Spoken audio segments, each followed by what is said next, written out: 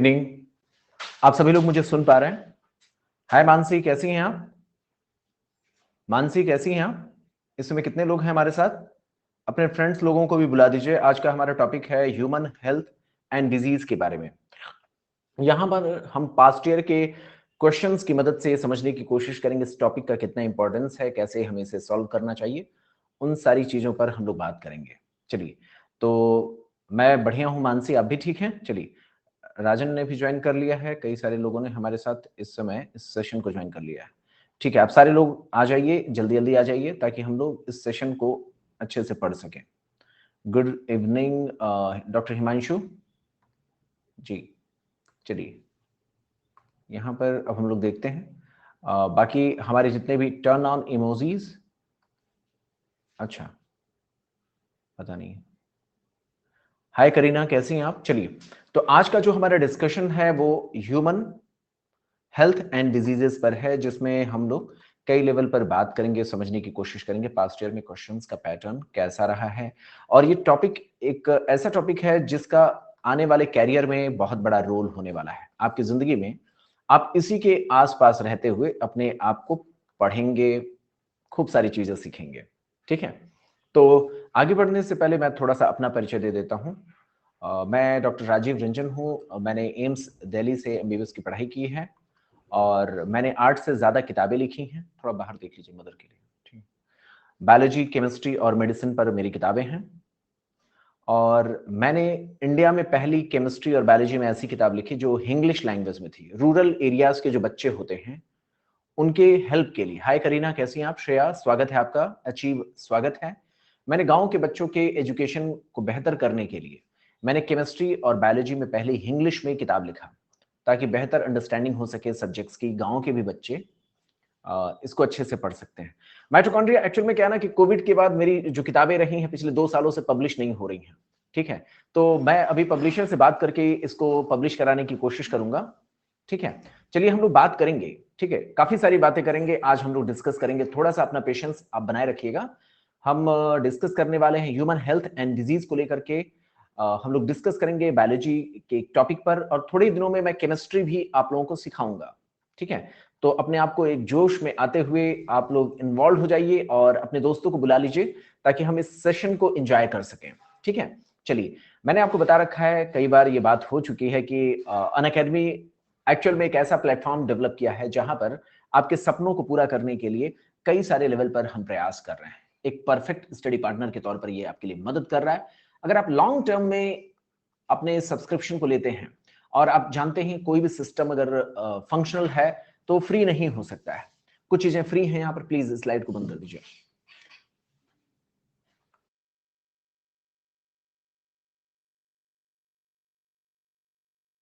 यहां पर आपको ध्यान में रखना होगा कि कोई भी चीज फ्री नहीं हो सकती है और होनी भी नहीं चाहिए। हाँ, सस्टेनेबल हो। और इसी प्रयास में अनअकैडमी के जो प्लस बैचेस हैं वो रन करते हैं जहां पर आप बेहतर तरीके से अपनी स्टडी कर सकते हैं। जैसे 12 मंथ्स के लिए अगर आप सब्सक्रिप्शन लेते हैं तो चार्जेस ज्यादा होते हैं, जबकि 24 मंथ्स के लिए इसके चार्जेस कम हो जाते हैं। 6 मंथ का अगर आप पैकेज लेते हैं तो चार्जेस थोड़े महंगे होते हैं। लॉन्ग टर्म में आपको अनअकैडमी के कोर्सेज ज्यादा बेनिफिशियल हो सकते हैं। अनअकैडमी के 2 कोर्सेज हैं, प्लस और आइकॉनिक। अगर आप प्लस को ज्वाइन करते हैं तो आपको क्लास में पार्टिसिपेट करने का मौका मिलेगा, आपको नोट्स मिल जाएंगे। लेकिन अगर आप आइकॉनिक चैनल का पार्ट बनते हैं तो वहां पर आपको मिलता है, क्या क्या मिलता है? आपको मिलेगा पर्सनल अटेंशन, आपको नोट्स मिल जाएंगे, बहुत सारी चीजें मिल जाएंगी। हाय कसफ, हाय लक्ष्मी, हाय राबिया, हाय शीतल, कैसे हैं आप लोग? ठीक है, हाय दीक्षित। तो आगे बढ़ने से पहले जो हमारे साथी हमसे आज पहली बार जुड़ रहे हैं, मैं अपने बारे में थोड़ा बता दूं। मैं डॉक्टर राजीव हूं। मैंने एम्स दिल्ली से पढ़ाई की है। मैंने 8 से ज्यादा केमिस्ट्री, बायोलॉजी और मेडिसिन में किताबें लिखी हैं।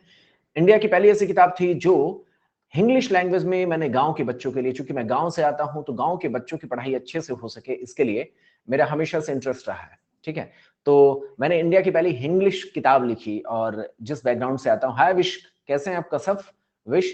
चलिए, तो हम लोग थोड़ा अनअकैडमी के बारे में बात कर रहे थे। मैंने आपको बताया कि यहाँ पर प्लस सब्सक्रिप्शन आप ले सकते हैं और आइकॉनिक सब्सक्रिप्शन ले सकते हैं, जिसके अपने कुछ चार्जेस होते हैं। स्क्रीन बहुत अच्छे से नजर आ रहा है कश्यप, विश? ठीक है, अगर आप इन चार्जेस को चाहते हैं अपने लेवल पर अपनी प्रॉब्लम को सॉल्व करने के लिए, किसी से बात करना चाहते हैं, तो हमारी फाइनेंशियल जो असिस्टेंस की टीम है आप उसको कॉल कर सकते हैं, जो मंडे टू सैटरडे आपकी हेल्प करने को तैयार होती है, सुबह 10 बजे से लेकर शाम के 7 बजे तक। और वो सारे एस्पायरेंट जो 2022 से 2023 के जो लेवल पर हैं उनके लिए ये काफी बेनिफिशियल हो सकता है। अनअकैडमी में बहुत सारे बैचेस रन कर रहे हैं, जैसे वॉरियर बैच करंटली हमारा रन कर रहा है, जिसमें बहुत सारे इंडिया के टॉप एजुकेटर्स आपकी हेल्प कर रहे हैं। अभी करंटली वॉरियर जो बैच है वो 13 से स्टार्ट हो चुका है। मैं भी कुछ दिनों में आपको प्लस क्लासेस में नजर आऊंगा। मैं अभी केमिस्ट्री और बायोलॉजी यहाँ पर आपको पढ़ाने वाला हूँ। चलिए, संस्कृति कैसी हैं आप? Good evening. Aarti good evening. Rinku ji आए हैं क्या? 9th और 10th के जो आपके छोटे भाई बहन हैं आप उनको भी गाइड कर सकते हैं। 4th ईयर के प्लान जो हैं वो 81,000 के हैं, लेकिन इस समय ऑफर में ये 65,000 से भी कम कीमत के हैं। इसी तरीके से जो नीट यूजी के साथ फाउंडेशन के लेवल पर अपनी प्रिपरेशन करना चाहते हैं 9th 10th के स्टूडेंट्स, वो 75,000 की कीमत वाली चीज अभी 57,000 में ही ले सकते हैं अगर वो इनिशियली उसको ज्वाइन कर लेते हैं। ठीक है, अगर आप इस तरीके के किसी भी कंटेंट को खरीदना चाहते हैं, अनअकैडमी से जुड़ना चाहते हैं, तो आप RRG10 का कोड इस्तेमाल कर लीजिए। जी रिंकू जी स्वागत है आपका। ठीक है, तो RRG10 का अगर आप कोड इस्तेमाल करते हैं तो आपको 10% का डिस्काउंट मिल जाएगा। अनअकैडमी के बैचेस को ज्वाइन करिए, क्योंकि यहाँ पर पर्सनल अटेंशन आपको मिलेगा। अनअकैडमी में बहुत सारे आपको मोटिवेट करने के लिए कॉम्बैट्स चलते रहते हैं, और आप उसमें अगर पार्टिसिपेट करते हैं तो फ्री में आप पार्टिसिपेट करेंगे, और अगर आप जीतते हैं तो स्कॉलरशिप आपको मिलता है। इतने महंगे? क्या इतने महंगे? अरे आपको नहीं पता, आपको लगता है क्या कि जो यहाँ एजुकेटर आते हैं वो फ्री में पढ़ाते हैं क्या? ऐसा नहीं है मानसी। ठीक है, आप समझिए इस चीज को। मैं किसी के फेवर या अगेंस्ट नहीं हूं, लेकिन मुझे ऐसा लगता है कि जैसे मैं ही हूं, तो ऐसा नहीं, मेरी अपनी एक कीमत है जिसके आधार पर मैं लेक्चर लेता हूं। आप फ्री में लेते हैं, आपको फ्री में वो डिलीवरी मिलती है, लेकिन अनअकैडमी के लिए उसको पे करना होता है। ठीक है, तो कभी भी कोई सिस्टम हो, इवन गवर्नमेंट भी नहीं फ्री में कोई चीज कर सकती है। और मैं तो, मुझे लगता भी है कि जब आप डॉक्टर बनेंगे ना, तब आप देखेंगे कोई चीज अगर फ्री होती है ना तो उसकी वैल्यू भी नहीं होती है। एक डॉक्टर के तौर पर जब हम एम्स के थ्रू हम गए हुए थे रूरल पोस्टिंग में, ठीक है मानसी, तो वहां पर क्या होता था, फ्री में मेडिसिन हम दे देते थे। लोग उस मेडिसिन को लेते थे, कोई खाता नहीं था, सारे लोग मेडिसिन फेंक देते थे। ठीक है, फजैल, गणेश। ठीक है, तो मुझे एक चीज समझ में आया कि कोई भी चीज फ्री नहीं होना चाहिए। अगर चीजें फ्री होती है तो लोग उसकी वैल्यू नहीं करते हैं। हाँ, महंगा भी नहीं होना चाहिए कि पता चले कोई डॉक्टर 1,000 रुपए फीस ले रहा है, ऐसा भी कोई डॉक्टर नहीं होना चाहिए। डॉक्टर इतना फीस ले कि वो भी जी सके और पेशेंट भी जी जाए, है ना? तो ऐसे ही जब आप डॉक्टर बनेंगे ना, तो मैं कभी भी कहूंगा कि आप लोग फ्री में कभी भी इलाज मत करिएगा, क्योंकि उसकी वैल्यू नहीं होती। आपके नॉलेज का, आपने जो मेहनत की है उसका अपमान होता है। ठीक है, तो कोई भी चीज फ्री नहीं होनी चाहिए। हाँ, सस्ती जरूर होनी चाहिए, लोगों के बजट में होना चाहिए। ठीक है, चलिए, बहुत बहुत शुक्रिया। इसमें 22 हमारे सॉरी कितने फ्रेंड्स हैं हमारे? तो वेब में जब आप पार्टिसिपेट करते हैं तो यहां पर बहुत सारे बेनिफिट्स मिलते हैं। अभी अनअकैडमी ने 10 करोड़ रुपए की अभी आपके लिए स्कॉलरशिप की घोषणा की है, तो आप उसको पार्टिसिपेट करेंगे तो जीतेंगे। 11th के बच्चों के लिए अलग सिलेबस होता है, क्लास 12th के बच्चों के लिए अलग सिलेबस होता है, ड्रॉपर्स के लिए अलग सिलेबस होते हैं। तो आप अपने सिलेबस के अकॉर्डिंग इसमें एनरोल कर सकते हैं। चलिए, अभी टेलीग्राम चैनल जनरली जल्दी ही मैं आपको बता दूंगा, क्योंकि ऑफिशियली मिला नहीं है। हाँ, यहाँ पर जो है यहाँ पर जो है टेलीग्राम चैनल को आप ज्वाइन कर सकेंगे। मैं जल्दी उसको बता दूंगा। बाकी ग्रुप में कुछ हमारे फ्रेंड्स हैं जो इसमें एक बनाए हुए हैं, जो हमारी जितने भी क्लासेस होती हैं उसको अपडेट करते रहते हैं, तो आप उसको ज्वाइन कर सकते हैं। मैंने आपको बताया ना, यहाँ पर 2 तरीके से गाइडेंस मिलता है, एक आइकॉनिक और दूसरा प्लस है। तो इसमें क्या होता है कि ओहो कोई बात नहीं, देखिए, दुनिया में कोई किसी को लाइक करे ना करे क्या ही फर्क पड़ता है। ठीक है, देखिए, मैं किसी चीज को अच्छा या बुरा नहीं कहता। ठीक है, बहुत सारी चीजें हैं करीना, जैसे मान लो आप हो, मेरे लिए आप बहुत अच्छी हो सकता है किसी के लिए आप बुरे भी हो सकती हो, तो क्या ही फर्क पड़ता है। और दूसरी चीज ये है, जिंदगी में जो हम सबसे ज्यादा नर्वस होते हैं वो इसीलिए होते हैं क्योंकि हम दुनिया के हिसाब से अपने आप को महसूस करने लगते हैं। आप अपने आप में ईमानदार रहिए, ऑनेस्ट रहिए। ठीक है, मेरी बात सुन रहे हैं? जैसे आप कभी कभी ऐसा होता है करीना कि आपको कोई बुरा कहे, तो आपको पता होना चाहिए आप बुरे नहीं हो। ठीक है, चलिए, माइटोकॉन्ड्रिया क्लास हम स्टार्ट कर रहे हैं। ये हमारा मैंडेटरी होता है कि हमें बच्चों को बताना होता है क्लासेस को लेकर के। ठीक है, नहीं बताऊंगा तो बैक से मुझे कहा जाएगा आपने बच्चों को क्यों नहीं बताया। तो जो कोर्सेज चल रहे हैं उसकी गाइडेंस मुझे देनी होती है। ठीक है, स्टडी प्लानर मिलेगा आपको, प्लस में स्टडी मटेरियल मिलते हैं, एक्सपर्ट्स की आपको गाइडेंस भी मिलती है। जो बच्चे इसका प्लस लिए होंगे उनको इसका बेनिफिट मिल रहा होगा। ठीक है, तो आइकॉनिक और ये जो प्लस सब्सक्रिप्शन है इसमें बहुत सारे बेनिफिट हैं। ठीक है, प्रिया कह रही हैंड रिटन नोट्स के लिए गूगल फॉर्म फिल करना होता है। इसकी बहुत अच्छे से जानकारी नहीं, आप मेरे जो जो यहाँ की असिस्टेंस टीम है आप उससे बात कर सकते हैं। जैसा कि मैंने आपसे कहा ना, किसी भी कोर्स को आप लीजिए, मेरे कोड का इस्तेमाल करिए, आपको बेनिफिट मिलेगा, 10% का आपको बेनिफिट मिलेगा। अब चलते हैं हम कोर्स और क्वेश्चन के बारे में, ठीक है। तो यहां पर देखते हैं, पहला क्वेश्चन ही देख लेते हैं। The organism which causes diseases in plants and animal are called. बड़ा ही आसान सा सवाल आपको वार्म अप करने के लिए, और यहाँ पर हम लेते हैं इसका ऑप्शन। चलिए देखते हैं कितने लोग इसको सही करते हैं। सभी ने सही किया, बिल्कुल सही बात है। वो पैथोजेंस होते हैं, और पैथोजन कुछ भी हो सकता है। पैथोजन जो प्लांट और एनिमल्स में इन्फेक्शन कॉज करेगा। बाकी सारी चीजों के बारे में आप जानते हैं, ये टर्म उससे मिलते जुलते हैं लेकिन एग्जैक्टली वैसे नहीं है, इसलिए आपको थोड़ा सा इसका डिटेल में पता होना चाहिए। सारे लोगों ने सही आंसर किया है।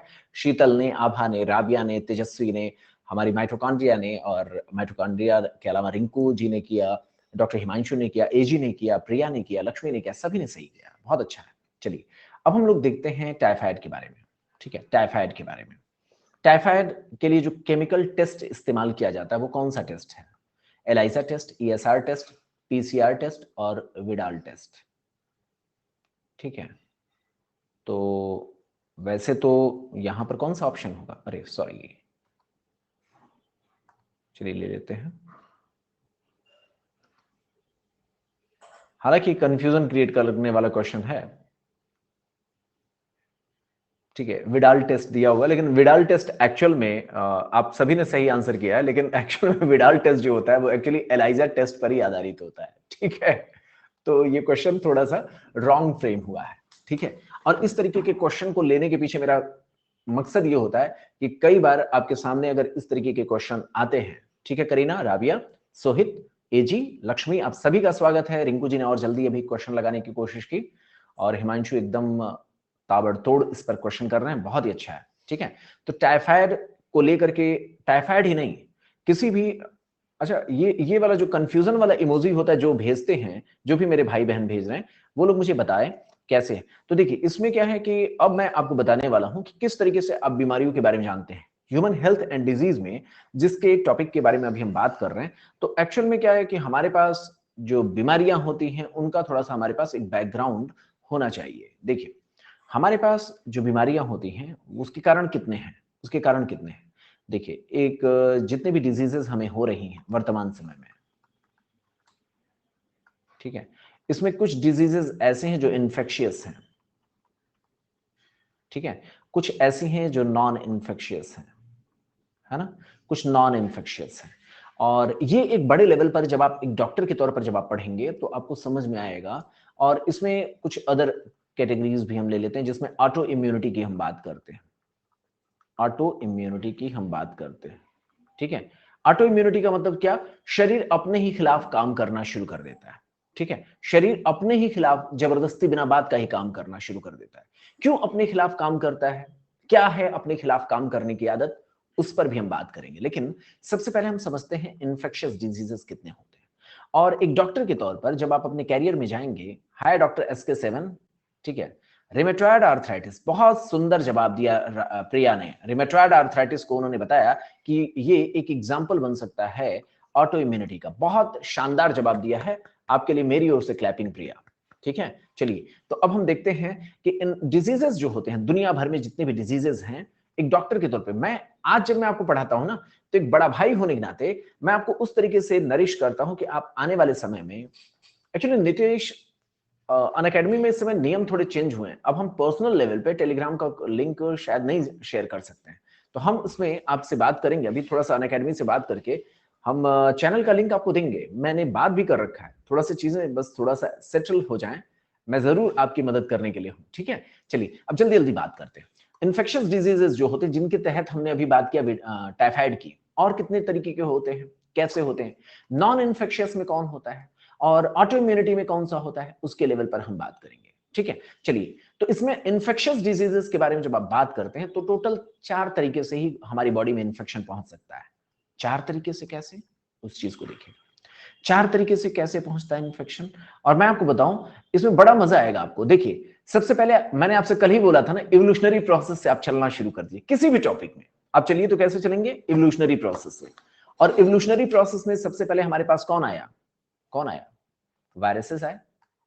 हालांकि वायरसेस से पहले भी कुछ लाइफ के फॉर्म्स हैं जो इन्फेक्शन कॉज करते हैं, जैसे प्रायॉन्स हैं, नाम सुना होगा ना, प्रायॉन्स। तो जैसे आप इवोल्यूशनरी प्रोसेस को किसी भी चैप्टर में जब आप पढ़ें तो वैसे ही सोचते चले, क्या प्रायॉन्स हमें डिजीज कॉज करता है? करता है। वायरस करता है।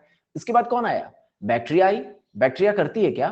करती है ना। उसके बाद कौन आया? फंगस। यूकैरियोटिक में फंगस आ गया, है ना। और इसके अलावा और कौन आते हैं? पैरासाइट्स आते हैं, पैरासाइट्स आते हैं।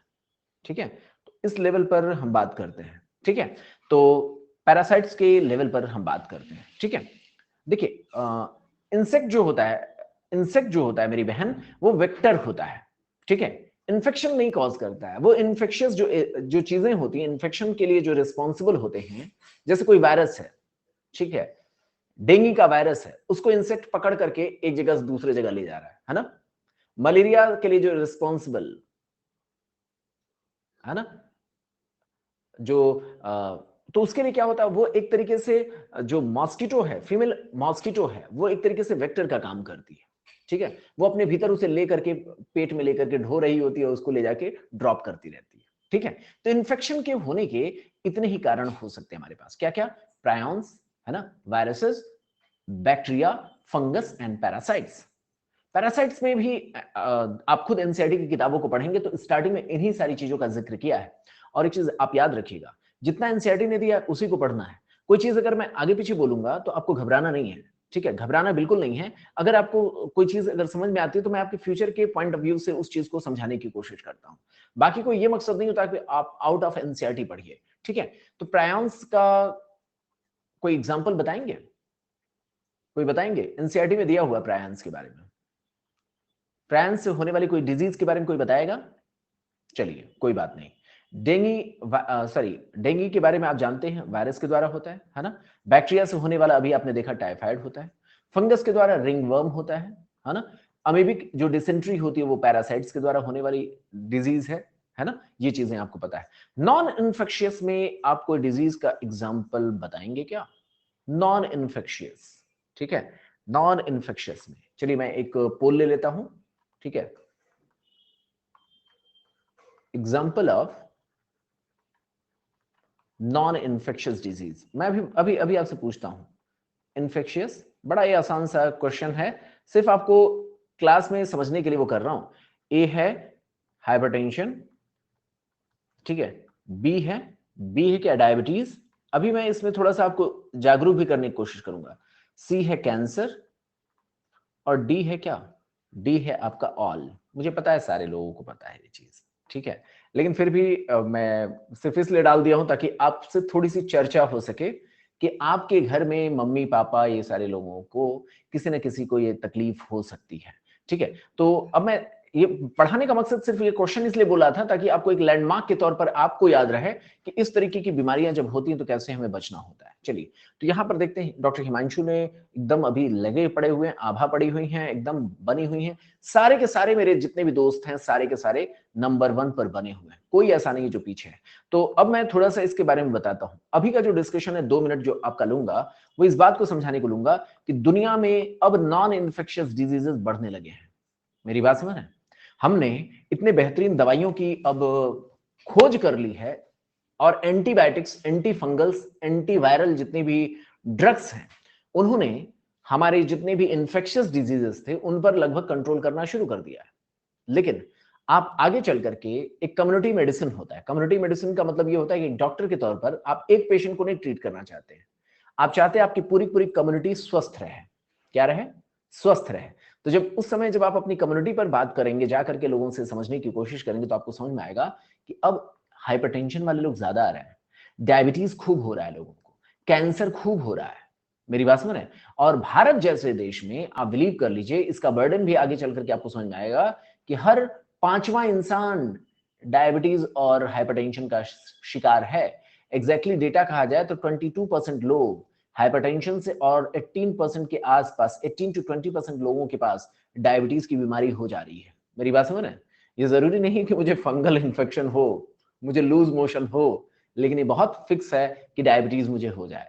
मेरी बात समझ रहे हैं? हमारे घर में किसी को डायबिटीज हो जाए, किसी के घर में किसी को डायबिटीज है, किसी की माता जी, दादाजी को, किसी के बुआ जी को है, किसी को आप कमेंट बॉक्स में मुझे बताना, हाइपरटेंशन किसी को है, किसी को डायबिटीज है। ये बहुत ज्यादा नॉन इन्फेक्शियस डिजीजेस जो इस समय बढ़ रहे हैं। ठीक है, आपका क्या डाउट है? किसी का डाउट है तो डालिए, इसमें डाउट वाले सेक्शन में डालिए, मैं बताऊंगा। अच्छा, अभी किसी ने सवाल पूछा था, रिमेटॉइड आर्थराइटिस क्या क्यूरेबल है? नहीं नहीं मेरी बहन, देखिए ये क्यूरेबल नहीं है। ठीक है, क्यूरेबल नहीं है। जब हम वायरस में चलेंगे एजी, तब हम वायराइड्स के बारे में बात करेंगे, खूब डिटेल में बात करेंगे। ठीक है, बीपी का इशू किसको है भाई? किसका बीपी हाई रहता है? गुस्से में किसका बीपी हाई रहता है? अच्छा, हिमांशु का इशू, हिमांशु को इशू रहता है। ओहो, अच्छा। अरे बीपी का इशू नहीं रखना चाहिए, जैसे लोग कहते हैं ना मेरा बीपी बढ़ जाता है, तो ऐसी वाली बीपी ठीक है, लेकिन वैसी वाली बीपी नहीं ठीक है। ठीक है, अपना बीपी कंट्रोल रखिए, अभी यंग है आप, गुस्सा तो सबको आता है, सबको बीपी होगा ना, उस तरीके से देखा है, सबको बीपी होगा। अच्छा, अब यहां पर देखिए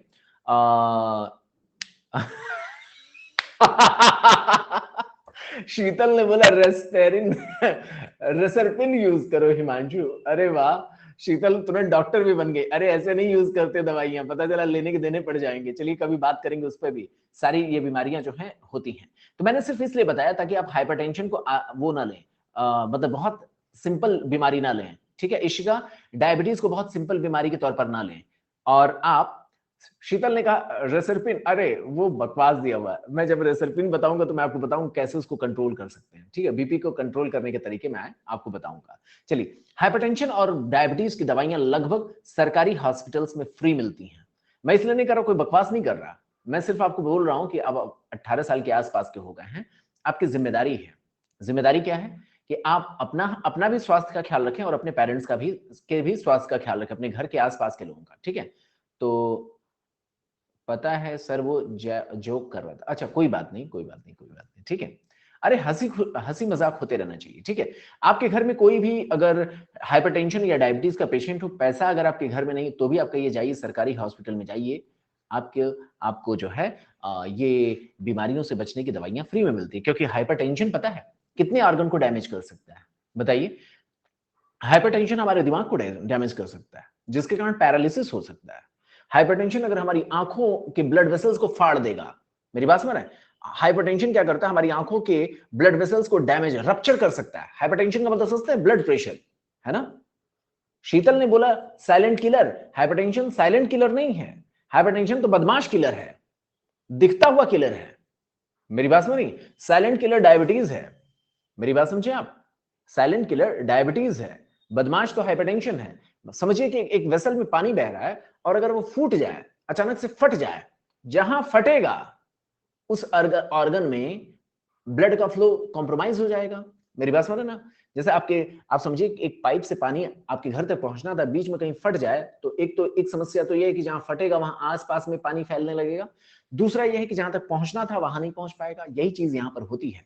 ब्लड वेसल्स जब फटती है ना, तो पता चला ब्रेन को जो ब्लड सप्लाई चाहिए नहीं मिलेगा। ब्रेन को ब्लड सप्लाई नहीं मिलेगा तो क्या होगा बताइए? ब्रेन के टिश्यू जो हैं वो धीरे धीरे मरने लगेंगे, और ब्रेन के टिश्यू रिपेयर नहीं होते हैं। रिपेयर होते हैं, बहुत ज्यादा रिपेयर नहीं हो सकते, दोबारा रिप्रोड्यूस नहीं हो सकते। रिपेयर होने की चांसेस होती हैं, लेकिन वो दोबारा अपने आप को मल्टीप्लाई नहीं कर सकते। तो पता चला जो डैमेज हुआ पूरी तरीके से आप खत्म हो गए। ठीक है, आपने देखा होगा बहुत सारे लोगों को पैरालाइज होते हुए। इसलिए मैंने हाइपरटेंशन पर 20% का मैंने जो बर्डन है उसको मैंने आपको बताया। सोसाइटी में इसका हर 5वें इंसान को बीपी की समस्या है, और आप उन्हें बचाइए।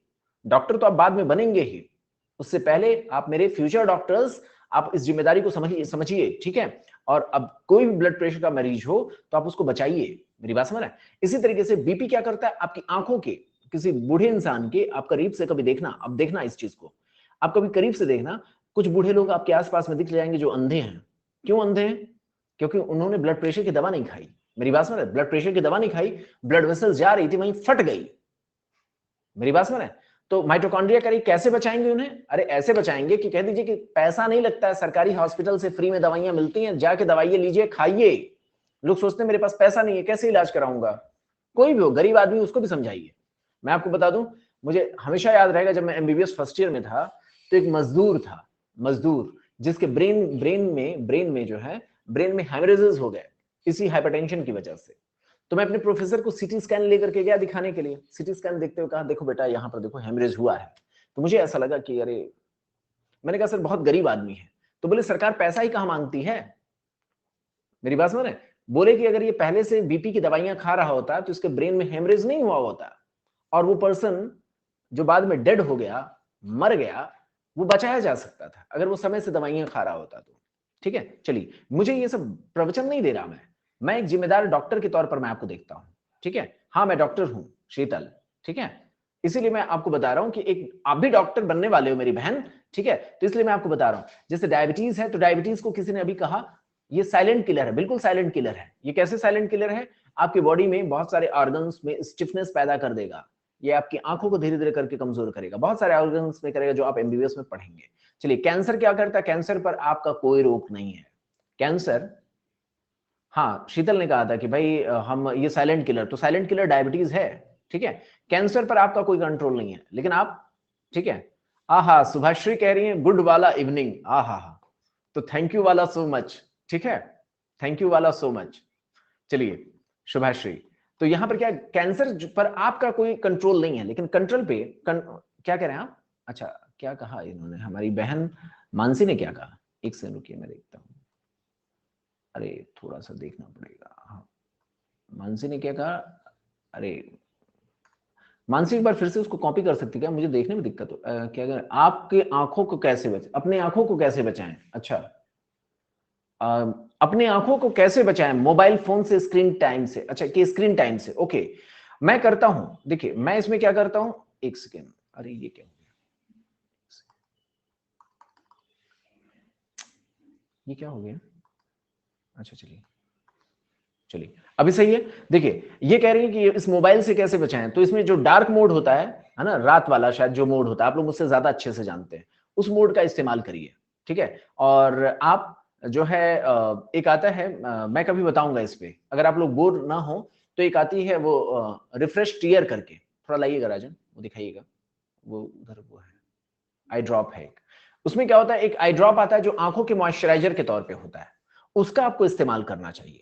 ठीक है, डार्क मोड आप इस्तेमाल करिए अपने मोबाइल में। ठीक है, तो उससे आपको थोड़ा सा वो रहेगी। अच्छा, दूसरी चीज ये है कि बिल्कुल सही कह रही हैं जो अभी हमारी बहन ने बोला, डॉक्टर साहब ने बोला, मानसी ने, ठीक है, तो उन्होंने जो कहा था एकदम सही कहा कि आई लुब्रिकेंट होते हैं। ठीक है, और मैं उसका अभी आपको नाम बता ही देता हूं। ठीक है, आपको बता ही देता हूं, बस एक सेकंड रुकिए, आप लोगों के काम की चीज है ये।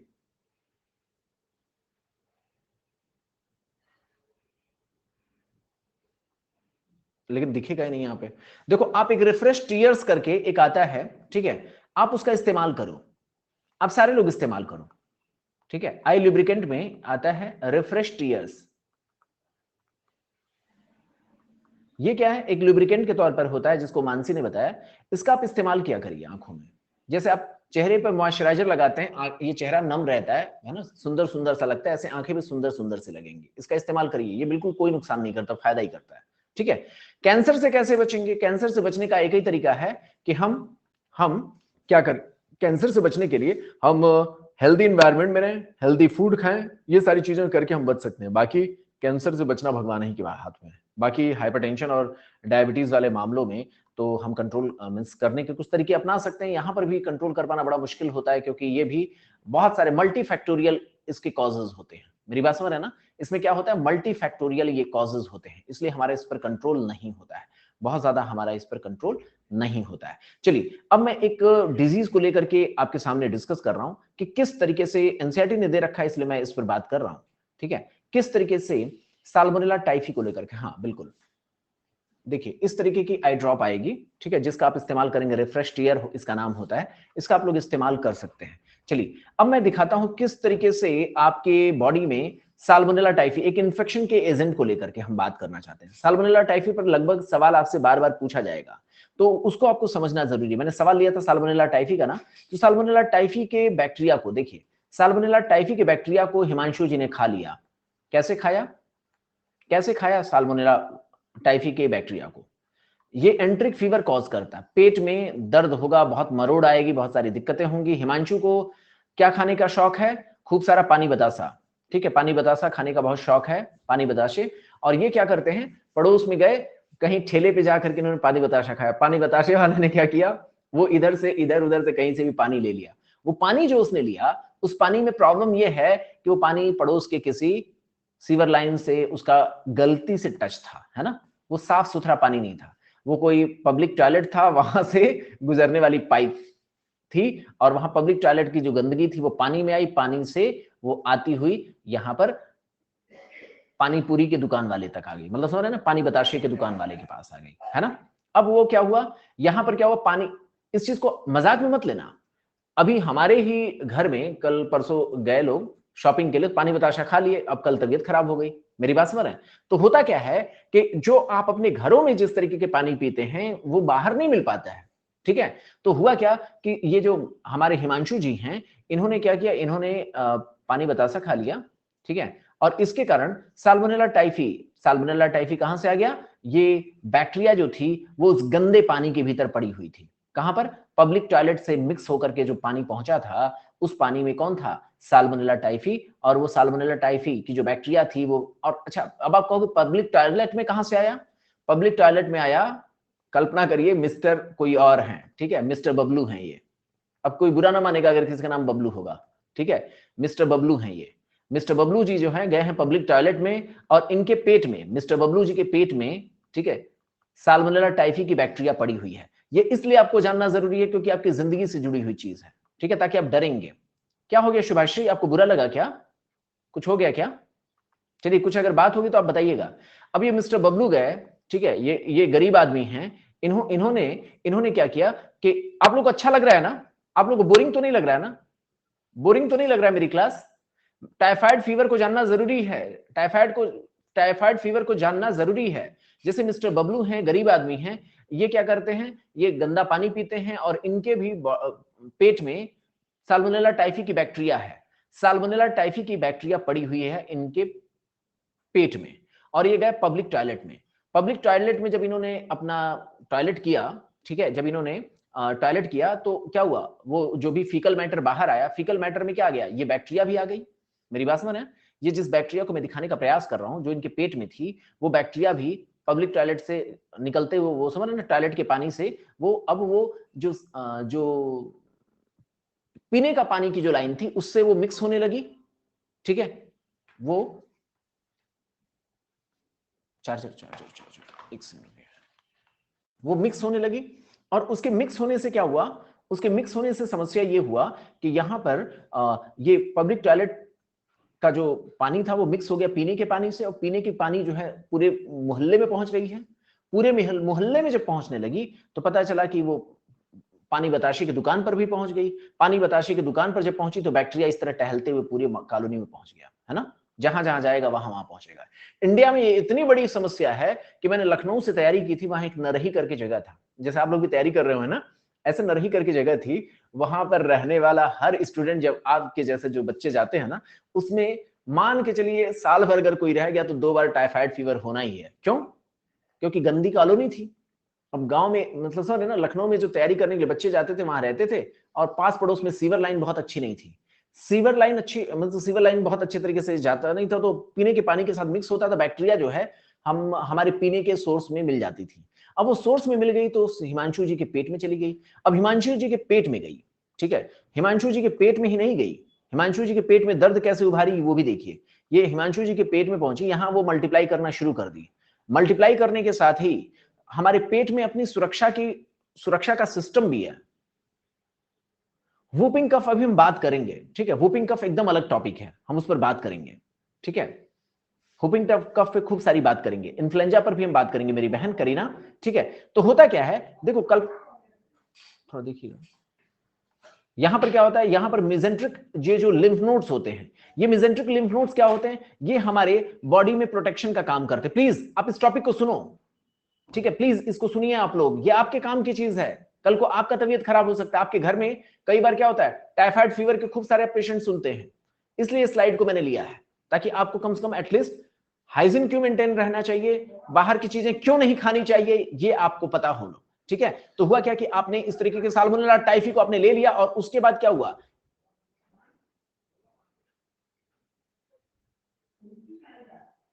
एक सेकंड रुकिएगा,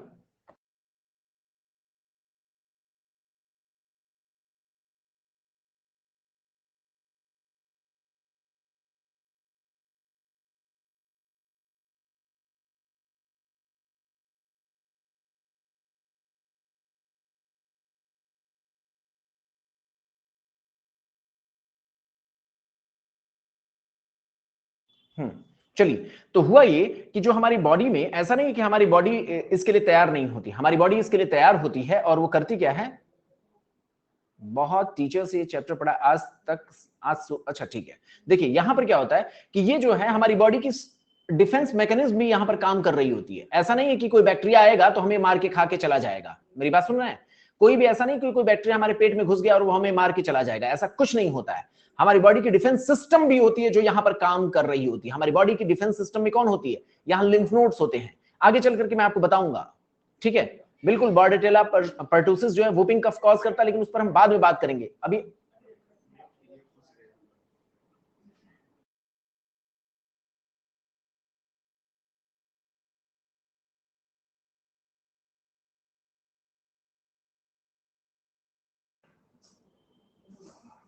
उखाड़ दीजिए।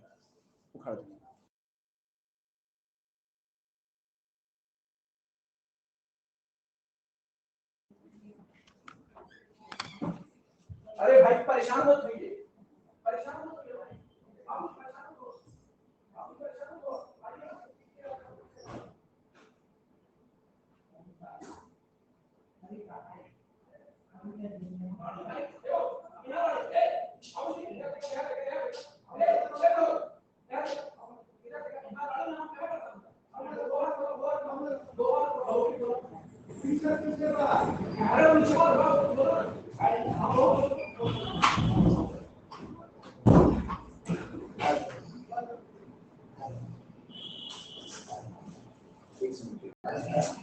रुक जाइए, रुक जाइए, रुक जाइए, रुक जाइए, रुक जाओ, रुक जाओ, रुक जाओ, रुक जाओ।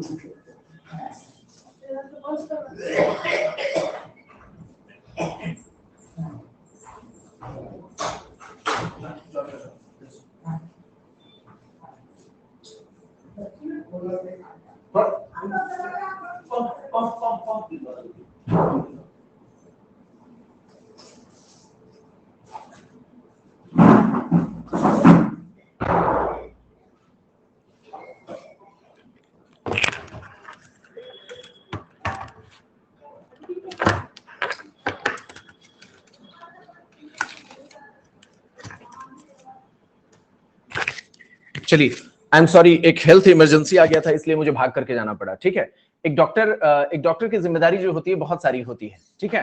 तो I am very very sorry, ठीक है, एक हेल्थ इमरजेंसी हो गई थी घर में, ठीक है, तो तुरंत मुझे भाग करके जाना पड़ा। I am very very sorry, ठीक है। चलिए, अभी सब कुछ ठीक है, अब परेशान मत होइए, ठीक है। चलिए, अब हम यहां पर देखते हैं। देखिए, इस चीज को ऐसे समझिए कि जब कभी भी हमारी बॉडी में साल्मोनेला टाइफी की बैक्टीरिया जब एंटर करती है तो हमारी बॉडी, ऐसा नहीं, चाहे बैक्टीरिया हो, चाहे वायरस हो, चाहे फंगस हो, कोई भी अगर हमारे मुंह के रास्ते गया तो ऐसा नहीं हम उसको छोड़ देंगे। हमारी बॉडी में समय समय पर जगह जगह मारने के जुगाड़ रहते हैं, जैसे नाक में ही उसको मार दिया जाए, मेरी बात सुन रहे हैं? यहाँ टॉन्सिल्स होते हैं, ये लिम्फ नोड्स हैं, ये मार देंगे। थोड़ा और नीचे गया, यहां पर लिम्फ नोड्स हैं, वो पकड़ के मार देंगे। अगर यहां पेट के भीतर गया तो पेट के भीतर उसे पकड़ करके मार दिया जाएगा, जैसे मेसेंट्रिक लिम्फ नोड्स। लेकिन होता क्या है, ये साल्मोनेला टाइफी होती बहुत बदमाश है। ये होती क्या है, बहुत बदमाश है। ये क्या करती है, यहां पर इनकाउंटर करना जब शुरू करती है तो दोनों के बीच में इक्वल फाइट चलता है, इक्वल फाइट चलता है। मेरे दोस्तों को समझ में आ रहा है? यहां इक्वल फाइट चल रहा होता है, इसलिए पेट में पहली बार लिम्फ नोड में स्वेलिंग आती है। पेट में लिम्फ नोड्स में जब स्वेलिंग आती है, बात ध्यान से समझिएगा, तो इसकी वजह से क्या होता है, पेट में दर्द होना शुरू हो जाता है। उसके बाद क्या करता है, ये हमारे पेट के भीतर जब यहां पर लड़ाई हो रही होती है, थोड़े दिनों बाद ये अपनी संख्या बढ़ा लेता है और चला जाता है ब्लड में। कहां चला जाता है, ब्लड में। और इसके बाद ये ब्लड में आपको जब पहुंच जाएगा तो बॉडी के किसी भी ऑर्गन में पहुंच सकता है। कोशिश यहीं पर होती है इसको मारने की। क्या कोशिश होती है कि मेसेंट्रिक लिम्फ नोड की जो हमारी सुरक्षा की जो हमारा लोकल स्टेशन है, वही इस बैक्टीरिया को मार करके खत्म कर दे। बैक्टीरिया को मार करके यही लोकल में ही इस लिम्फ नोड की कोशिश होती है इसे मार दे, लेकिन अगर नहीं मार सका तो ये ब्लड में चला जाता है। ब्लड में अगर ये चला गया तो लीवर में पहुंच सकता है, स्प्लीन में पहुंच सकता है, गॉल ब्लैडर में पहुंच सकता है। ये कहां पहुंच सकता है, गॉल ब्लैडर में पहुंच सकता है। आवाज आ रही है सबको? आवाज आ रही है? चलिए ठीक है। तो ये गॉल ब्लैडर में पहुंच सकता है। गॉल ब्लैडर में जब पहुंच गया तो वहां पर ये लगातार लंबे समय तक ये रह सकता है। और अगर ये गॉल ब्लैडर में रह गया तो टाइफाइड मैरी की आपको स्टोरी पता होगी, है ना, जिसे लगातार आपको बताया जाता है। तो टाइफाइड मैरी की जो स्टोरी थी उसमें हुआ क्या था, यही था कि वो उसके गॉल ब्लैडर तक पहुंच करके वहीं पर रह रहा था, लंबे समय तक रहा, जिसने बहुत सारे लोगों को इन्फेक्शन कॉज कराया। क्यों? क्योंकि बैक्टीरिया यहां पर थी, बार बार उसके फीकल मैटर में पहुंचती थी और फीकल मैटर से जो गंदे हाथों के थ्रू वो फिर से दूसरे लोगों को खाना सर्व करती थी। टाइफाइड मेरी करके एक लेडी, और वहां से मतलब एक लेडी थी जिसने टाइफाइड फीवर को बहुत सारे लोगों में फैलाने की उसके थ्रू फैला था, याद है ना, एक हिस्टोरिकल स्टोरी है। लीवर में पहुंच गया तो लीवर को डैमेज कर सकते हैं, स्प्लीन में पहुंच गया तो स्प्लीन में दर्द होता है। मेरी बात समझ रहे हैं? इस तरीके से ये जनरलाइज्ड इन्फेक्शन का एक फॉर्म बन सकता है, ठीक है। और यहां पर क्या होता है, ये ब्लड के थ्रू जब ये पहुंचेगा तो अल्टीमेटली पूरी बॉडी में पहुंच गया, और यहीं पर चूंकि ये पेट में है, लगातार अपने नंबर्स बढ़ा रहा है, तो फीकल मैटर में यहां से दूसरे लोगों तक भी पहुंच सकता है, ठीक है। तो ये सारी चीजें हम यहां पर देखने को पाते हैं। साल्मोनेला की बैक्टीरिया किस तरीके से फीकल मैटर में पहुंचती है। तो ये जो एंट्रिक फीवर के जो सिम्टम्स हैं, इसको भी आपको पता होना चाहिए। चूंकि बॉडी में आया तो इसकी वजह से फीवर होता है, नोजिया होता है। टाइफाइड फीवर में नोजिया का मतलब ये कि जब पेट में जब पहुंचेगा ना, तो पर्सन को ऐसा लगेगा कि उसे उल्टी होने की चाह हो रही है, उल्टी करने का मन करता है। मेरी बात सुन रहा है? टाइफाइड फीवर में क्या होता है, पेशेंट को बार बार, आपने देखा होगा आपके घर में अगर किसी को टाइफाइड हुआ हो तो आपको लगेगा कुछ खाने का मन नहीं करता है, उसे नोजिया होगा, वॉमिटिंग करने का मन करेगा, उसके पेटों में दर्द होगा। पेट में क्यों दर्द होगा, अब बताइए ना। इसका कारण देखिए, यही जब पेट में ही है, जब पेट में ही सारा का सारा इनकाउंटर चल रहा है, तो पेट में दर्द तो होना ही है। या मेसेंट्रिक लिम्फ नोड जब स्वेल कर जाएंगी तो वहां पर वो सारी चीजें होंगी जिसके कारण आसपास में पेन होगा। लीवर में अगर ये पहुंच गया तो लीवर में अगर पेन होगा तो पर्सन, मतलब समझ रहे ना, लीवर में अगर वो पहुंच गया तो लीवर में दर्द होगा, इसका मतलब पेट में दर्द होगा। स्प्लीन में पहुंच गया तो स्प्लीन में दर्द होगा, इसका मतलब क्या होगा, आपके पेट में दर्द होगा। मेरी बात समझ रहे? इसलिए पूछा जाता है कहां दर्द हो रहा है, किस साइड में दर्द हो रहा है। एक डॉक्टर के तौर पर आप पूछते हैं, तो अगर वो पर्सन कहता है दाएं साइड में हो रहा है, बाएं साइड में हो रहा है, ऊपर हो रहा है, नीचे हो रहा है, तो वो सारी चीजें आप चेक करने की कोशिश करते हैं। चलिए, अब इस आधार पर मैंने आपको समझाने का प्रयास किया क्या क्या चीजें होती हैं। ये बैक्टीरिया कैसे हमारी बॉडी में फैलती है और एक पर्सन से दूसरे पर्सन तक कैसे पहुंचती है, गंदे पानी के द्वारा पहुंचती है। फीको ओरल रूट इसे कहा जाता है, ये बात आपको याद रहेगा। टाइफाइड फीवर आपके लिए एक बहुत हॉट टॉपिक है, इसलिए मैं थोड़ा सा इस पर आपके साथ डिस्कस कर रहा हूं। क्या है यहां पर, फीको ओरल रूट से ये पहुंचता है। फीको ओरल रूट का मतलब क्या होता है, आप लोगों को बोरिंग तो नहीं लग रहा है? अगर बोरिंग लगेगा तो बता देना, मैं टॉपिक को स्किप कर दूंगा। लेकिन अगर आपको लगता है कि नहीं ये चीज मुझे जानना चाहिए, क्योंकि ये एनसीईआरटी में भी दिया हुआ है और आपके लाइफ के लिए बेहद जरूरी है, इसलिए मैं आपको बता रहा हूं, ठीक है। वरना क्या होता है कि किसी को अगर बोरिंग लगेगा प्लीज बता देना, ठीक है, प्लीज बता देना, मेरा हाथ जोड़ के रिक्वेस्ट है। कारण यह है कि अच्छा, माइटोकॉन्ड्रिया करें क्वेश्चन लेने को, क्वेश्चन तो मैं लूंगा ही, अभी क्वेश्चन और भी मेरे पास पड़े हुए, लेकिन थोड़ा सा टाइफाइड फीवर समझ लीजिए, आपकी जिंदगी के साथ जुड़ी हुई चीज है, ठीक है। देखो, टाइफाइड फीवर इसलिए जानना जरूरी है क्योंकि आप लोग, बहुत सारे लोग हॉस्टल में रहते होंगे, ठीक है, गांव में रहते होंगे। आपके घर में पानी की फैसिलिटी अगर अच्छी नहीं होगी तो आप अपने घर में कम से कम इतना तो बोल सकते हो कि भाई हमें साफ सुथरा पानी क्यों पीना चाहिए, ठीक है। तो देखिए यहां पर क्या होता है कि ये पहले हफ्ते में, देखिए फीको ओरल रूट्स का मतलब ये होता है कि किसी के टॉयलेट के थ्रू ये पानी में पहुंचा, पानी में पहुंचने के बाद किसी ने उस गंदे पानी को पिया, उस पर्सन तक पहुंचा। तो पहले हफ्ते में ये बैक्टीरिया खूब सारा अपने आप को मल्टीप्लाई करता है, मुंह के रास्ते गया, पेट में जाकर के खूब सारा मल्टीप्लाई करता है। मेरी बात समझ रहे हैं? खूब सारा मल्टीप्लाई करता है, और दूसरे हफ्ते में ये जो वायरस होता है, सॉरी ये बैक्टीरिया जो होती है, देखिए मेरी बात समझिए, यहां पर क्या हुआ, पहले हफ्ते में ये फूड या पानी के रास्ते, गंदे पानी के थ्रू हमारे पेट में आ गई। उसका गंदे पानी के थ्रू जब ये हमारे पेट में आ जाती है, तो उसके बाद दूसरे हफ्ते तक इतना ही संख्या बढ़ा चुकी हुई होती है कि ये न सिर्फ वहां अपनी संख्या बढ़ाती है, बल्कि आसपास के ऑर्गन तक भी अब फैलने की कोशिश करती है। दूसरे हफ्ते में जब ये क्या होता है, बहुत बड़े लेवल पर फैल सकती है। कहां कहां, रेटिकुलो एंडोथेलियल सिस्टम तक। रेटिकुलो एंडोथेलियल सिस्टम का मतलब ये कि हमारे लिम्फ नोड तक पहुंच सकती है। लिम्फ नोड में इसकी इनकाउंटर होगा, और लिम्फ नोड में अगर इसने हरा दिया, लिम्फ नोड को अगर इसने हरा दिया, लिम्फ नोड में जो हमारे डिफेंस सिस्टम है अगर उसको इसने हरा दिया, तो उसके बाद ये लीवर में पहुंचेगा, स्प्लीन में पहुंचेगा, और अल्टीमेटली लीवर में क्या होता है, नेक्रोसिस होता है, लीवर के सेल्स अब डेड होने लगेंगे। अब आप सोचोगे ये क्या ही फालतू की चीजें पढ़ा रहे हैं। फालतू की चीज कोई भी मैं नहीं पढ़ा रहा हूं। आप कभी भी देखना, अभी कल ही परसों मेरे पास रात में एक पेशेंट का वो आया था, रिपोर्ट आया था, ठीक है, टाइफाइड फीवर का ही था, और पता है उसमें लीवर डैमेज होने के सारी चीजें हमें पता चल रही थी। चीज बस छोटी सी थी, गंदा पानी नहीं पीना था। मेरी बात समझ रहे हैं? गंदा पानी नहीं पीना था, लेकिन उस पर्सन ने, एक मजदूर मतलब समझ लीजिए कि जो 10-12 हजार रुपए की नौकरी करने वाले पर्सन की सिस्टर आईसीयू में थी। आईसीयू में क्यों थी? क्योंकि गंदा पानी उसने पी रही थी बहुत समय से। गंदा पानी पीने के कारण टाइफाइड का फीवर हुआ, टाइफाइड का वाइड स्प्रेड होने के बाद वो लीवर में पहुंचा, लीवर को बुरी तरीके से डैमेज किया था। और आपको पता ना, आईसीयू में अगर आप गए तो बचते नहीं हैं।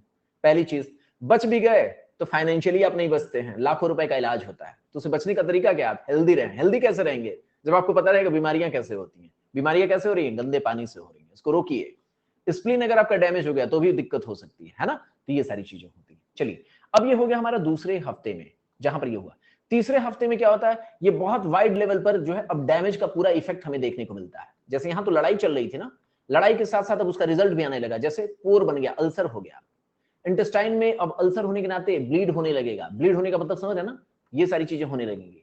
पूरा का पूरा इंटेस्टाइन में जगह जगह घाव बनने होने शुरू हो जाएंगे। ठीक है, तो इस तरीके की चीजें होती हैं। शीतल, मैंने एम्स दिल्ली से पढ़ाई की है, मैंने वहीं पे जॉब किया है। ठीक है, चलिए अब हम यहां पर देखते हैं क्रॉनिक स्टेज में जब हम बात करते हैं तो ये क्या करता है। क्रॉनिक स्टेज में मैंने आपको बताया था ना कि जब फैलता है, याद है आपको पिछला स्लाइड? देखो, आपको अपने शरीर के बारे में थोड़ी जानकारी होनी चाहिए। ठीक है, थोड़ी जानकारी होनी चाहिए। जैसे हुआ क्या, मैंने आपसे क्या कहा कि मुंह के रास्ते गया, मुंह के रास्ते लोकल इसने मार पिटाई की, फिर उसका ब्लड में पहुंच गया। ब्लड में पहुंचने के बाद कौन कौन से ऑर्गन तक ये पहुंचता है? कौन कौन से ऑर्गन तक ये पहुंचता है? ब्लड में पहुंचने के बाद ये लीवर में पहुंचता है, लीवर में पहुंचता है, लीवर के बगल में गॉल ब्लैडर में पहुंचता है, गॉल ब्लैडर में पहुंचने के बाद वहीं चुपचाप पड़ा रहेगा टाइफाइड फीवर का जो बैक्टीरिया होगा, और वहीं से धीरे धीरे मल्टीप्लाई करके, ठीक है, बाइल जूस के साथ फीकल मैटर में उतरने लगेगा। डाइजेशन की वो प्रोसेस याद है ना? बाइल जूस में वो उतरने लगेगा डाइजेशन के प्रोसेस में। तो इस तरीके से ये गॉल ब्लैडर में अगर कॉलोनाइज कर लिया तो फिर वहां कॉलोनी उसकी बस गई, और उसके बाद वो गॉल ब्लैडर से जो बाइल जूस निकलेगा, वो बाइल जूस जो होगा फीकल मैटर का हिस्सा बनेगा, और उसके थ्रू ये बैक्टीरिया भी हमारे उसमें जाए। तो इस तरह क्रोनिक कैरियर स्टेट होगा। यहां तक कि देखिए, ये एक बदमाश बैक्टीरिया को अगर आप कंट्रोल कर ले ना करें तो ये बोन में भी जाके बैठ सकता है, मेनिंजाइटिस भी कॉज करा सकता है। इसलिए मैं इसके बारे में इतना बोला ताकि आप समझ सकें। ठीक है, चलिए अब तरीका क्या होता है? तरीका क्या होता है? तो इसके लिए हम जो टेस्ट कराते हैं, इसके लिए जो हम टेस्ट कराते हैं वो एलाइजा टेस्ट कराते हैं। एलाइजा टेस्ट में होता क्या है? एलाइजा टेस्ट में करते क्या है? जैसे वो जो क्वेश्चन था ना, वो क्वेश्चन गड़बड़ था। मैंने अभी आपको जो बताया था, ये क्वेश्चन देखो बहन, मेरे दोस्तों, मेरे भाइयों, फ्यूचर डॉक्टर्स, देखो यहां पर क्या कहता है, डायग्नोसिस ऑफ टाइफाइड के लिए जो टेस्ट इस्तेमाल किया जाता है वो विडाल टेस्ट होता है। और विडाल टेस्ट जो होता है एक्चुअल में वो एलाइजा टेस्ट के जैसी टेक्निक पर इस्तेमाल होता है। हालांकि यहां पर बेस्ट ऑप्शन विडाल ही होगा।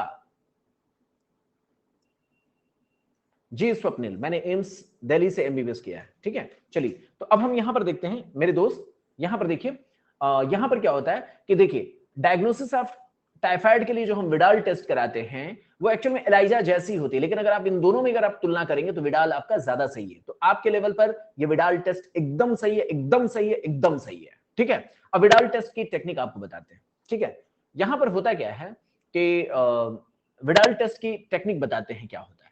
विडाल टेस्ट काफी तक एलाइजा जैसा होता है, जहां पर हम कोशिश ये करते हैं कि एंटीजन को लगा देते हैं, एंटीजन को लगा देते हैं। मैं इस चीज को इसलिए आपको बोल रहा हूं, विडाल टेस्ट के बारे में आपको पता होना चाहिए, क्योंकि हमारे वहां कितने लोग गांव से हैं, कितने मेरे भाई बहन यहां पर गांव से हैं बताइए? मैं इसलिए आपको बता रहा हूं ताकि आपको कोई बेवकूफ ना बना सके। शीतल गांव से हैं, और कितने लोग? नितेश गांव से हैं, गोविंद गांव से, और कौन है? आरती गांव से, और कौन है? रिंकू जी, आप कहां से हैं? स्वप्निल गांव से हैं, सोनाली गांव से हैं, हिमांशु गांव से हैं। ठीक है, और गांव में क्या होता है? आरवी गांव से हैं, बहुत बढ़िया। और किसी का गांव से नाता है जहां पर हेल्थ फैसिलिटीज सबसे खराब है, तो वहां पर क्या होता है? लोकल जो डॉक्टर्स होते हैं, जैसे हिमांशु जी मुझसे लोकली मतलब मुझसे कनेक्ट हो गए, बिना बात का उनके दादाजी को कह दिया टीबी हो गई है। ठीक है, तो होता क्या है, ऐसी प्रॉब्लम में क्या होता है कि आपको पता होना चाहिए कि क्या क्या चीजें होती हैं। ठीक है, ऐसे क्या होता है कि गांव में आपने सुना होगा, किसी कोई भी जाता है डॉक्टर के पास, कहते हैं तुमको टाइफाइड हो गया है, टाइफाइड हो गया है। मेरी बात सुनो ना, टाइफाइड होने एक सामान्य सी बात कहना शुरू कर देते हैं। तो मैं इसीलिए आपको बताना, टाइफाइड है क्या, और टाइफाइड से बचा कैसे, और टाइफाइड की गलत जानकारी क्यों देते हैं डॉक्टर्स, सॉरी जो लोकल डॉक्टर्स होते हैं, झोला छाप डॉक्टर्स होते हैं। होता क्या है, मेरी बात समझिएगा, और टाइफाइड टेस्ट के नाम पर कितना लूट होता है उसको भी आपको पता होना चाहिए। मैं अपने फायदे के लिए नहीं बोल रहा हूं, ठीक है? टाइफाइड के नाम पर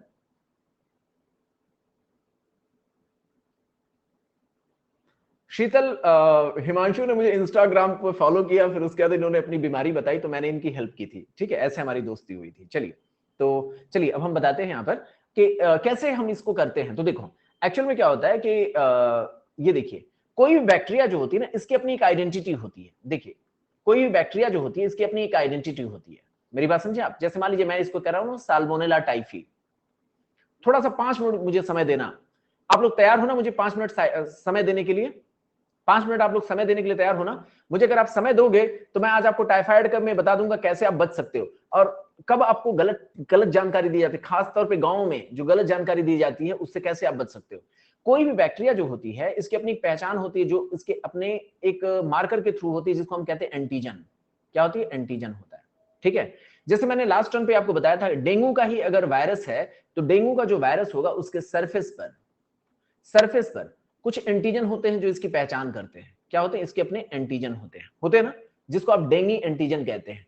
अब होता क्या है कि कॉमन मैन को नहीं पता होता, लेकिन आपको पता होना चाहिए। जैसे इस समय डेंगू बहुत भारत में फैला हुआ है, इसको बताने का मकसद यह है कि आपको पता होना चाहिए। प्लांट में फालतू की चीजें जान करके क्या करोगे, लेकिन डेंगू, हाँ अरे वाह, माइटोकॉन्ड्रिया ने फिर लौट आई।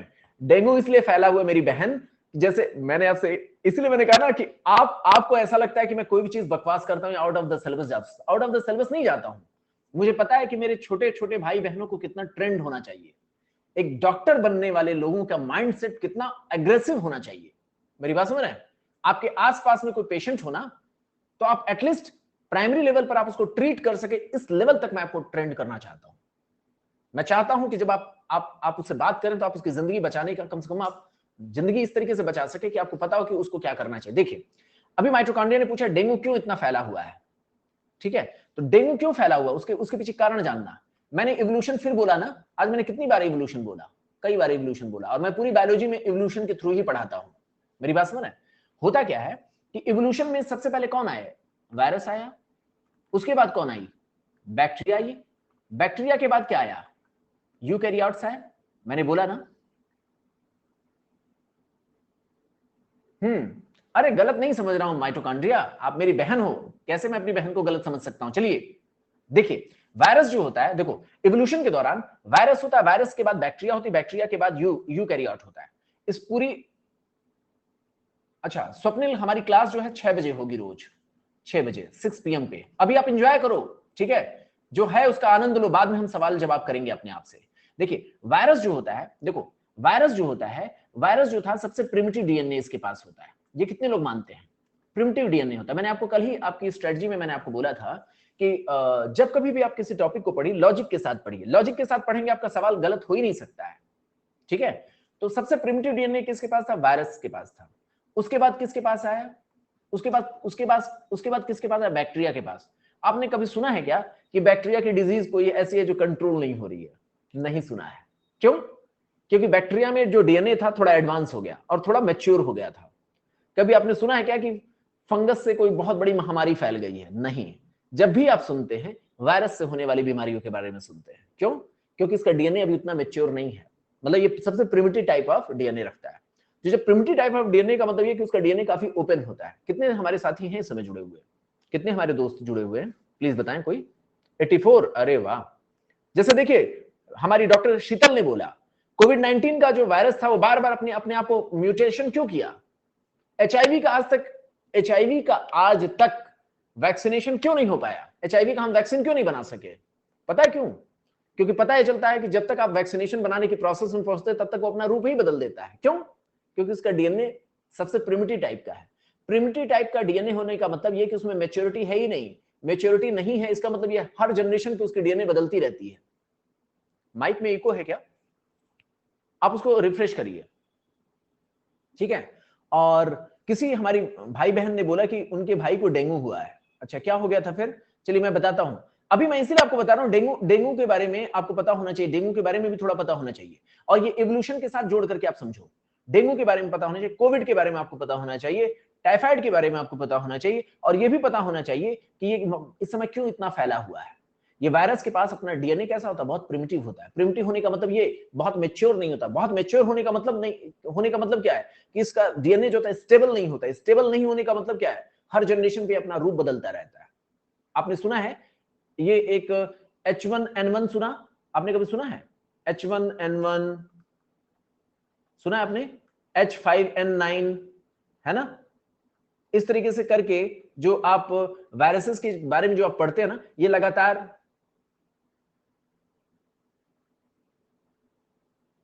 देखिए वो डॉक्टर की कमी होगी। माइटोकॉन्ड्रिया हम उस पर बात करेंगे। अभी आप एक बात सुन लीजिए, जो वायरसेस होते हैं ना वो अपना रूप बदलते रहते हैं। अब ध्यान से सुनिए जो मैं बात कहना चाह रहा हूं। सारी चीजें हम डिस्कस नहीं कर सकते, लेकिन आपके दिमाग में एक, हाँ, बर्ड फ्लू का वायरस की बात हम कर रहे हैं, बर्ड फ्लू, स्वाइन फ्लू, ठीक है, स्वाइन फ्लू, बर्ड फ्लू, उन्हीं की कैटेगरी की बात कर रहा हूं। ये इन्फ्लुएंजा वाले वायरसेस हैं।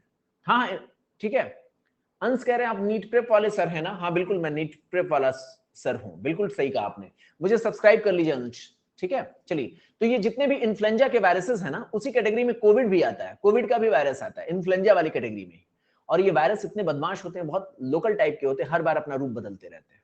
और एक बात याद रखिएगा, ये जब आप एमबीबीएस में जाएंगे ना, तो आप देखेंगे, क्या देखेंगे? बिल्कुल नहीं, वो हीमोफिलस इन्फ्लुएंजा नहीं है मेरी बहन, हीमोफिलस इन्फ्लुएंजा अलग होता है, ठीक है। और ये इन्फ्लुएंजा वायरस अलग है, इन्फ्लुएंजा से कंफ्यूज मत होइए, ठीक है। चलिए, तो यहां पर देखिए, मेरी बात सुनिए, मेरी बात सुनिए, अब ध्यान से सुनिए। डेंगी जो है, डेंगी का जो वायरस है, आमतौर पर हर 4 से 5 साल में, एवरी 5 to 6 ईयर में, 4 से 5 साल नहीं बल्कि 5 to 6 ईयर हमें कहना चाहिए, हर 5 से 6 साल में, आपको पता होना चाहिए। मैंने क्या कहा? आप डॉक्टर हो तो डॉक्टर की तरह ट्रेंड होइए। हर 5 से 6 साल में डेंगी का जो वायरस होता है, वो अपने रूप में मेजर चेंजेस लाता है। और जब मेजर चेंजेस लाता है, तो हमारी डिफेंस सिस्टम उसको पकड़ नहीं पाती है। मेरी बात समझ है? डिफेंस सिस्टम जो है हमारी बॉडी की, जब बहुत बड़ा चेंजेस करता है, देखिए हर 5 से 6 साल में डेंगी का वायरस क्या करता है? मेजर चेंजेस लाता है अपनी स्ट्रक्चर में, मेजर चेंजेस लाता है। और जब मेजर चेंजेस लाता है, तो हमारे डिफेंस सिस्टम उसको पकड़ नहीं पाता है, ठीक है। और पता यह चलता है, डिफेंस सिस्टम जब इसको पकड़ नहीं पाता है, तो होता क्या है? जब ये वायरस बॉडी में घुसता है, तो हमें खूब सारा डैमेज करता है। इसलिए डेंगी की महामारी हर 4 से 5 सालों में अचानक से केसेस बढ़ जाते हैं। फिर 3-4 साल तक हमारे डिफेंस सिस्टम उसको कंट्रोल किए रहती है, फिर अचानक से वो रूप बदलता है। और जब उसका रूप बदलेगा, तो बीमारी फैलेगी। आपने देखा ना, कोविड में ही आपने देखा।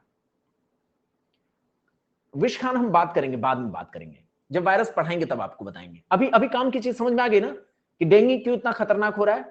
जब कोरोना का ही जो वायरस था, वो क्यों इतनी बार अपने आप को, जैसे मैंने आपसे कहा, डेंगू जो है हर 4 से 5 साल में करता है, मेरी बात समझ रहे हैं, या 5 से 6 सालों में लगभग वो कर ही लेता है। अब क्या होता है, डेंगू का जो वायरस था, इसने एक ही साल में 2 बार अपने रूप बदल दिए, बड़े लेवल पे बदल दिए।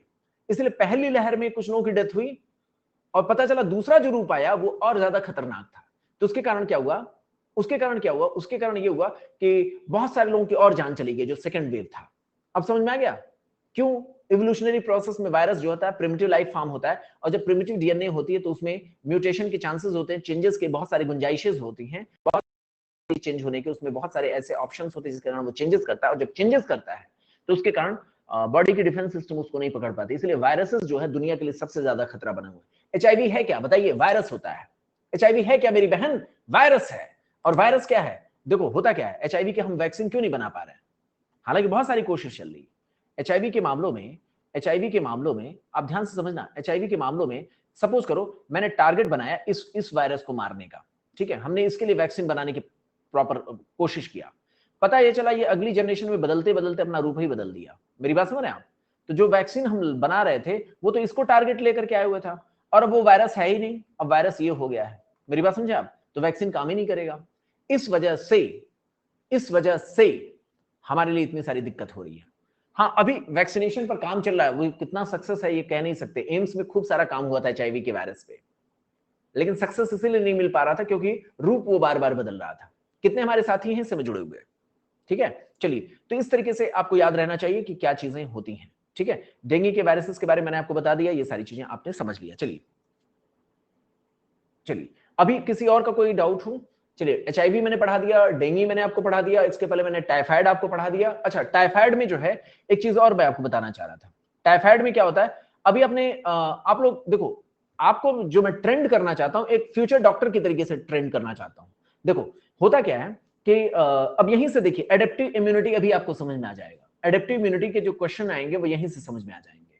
होता क्या है कि जब हमारी बॉडी में ये डेंगू घुस गया, डेंगू का वायरस घुस गया, या साल्मोनेला टाइफी की बैक्टीरिया घुस गई, तो हमारी बॉडी जो है इसको पहचानने का काम करती है। क्या करती है? इसको पहचानती है, और इसके खिलाफ क्या बनाती है? एंटीबॉडीज बनाती है। क्या बनाती है?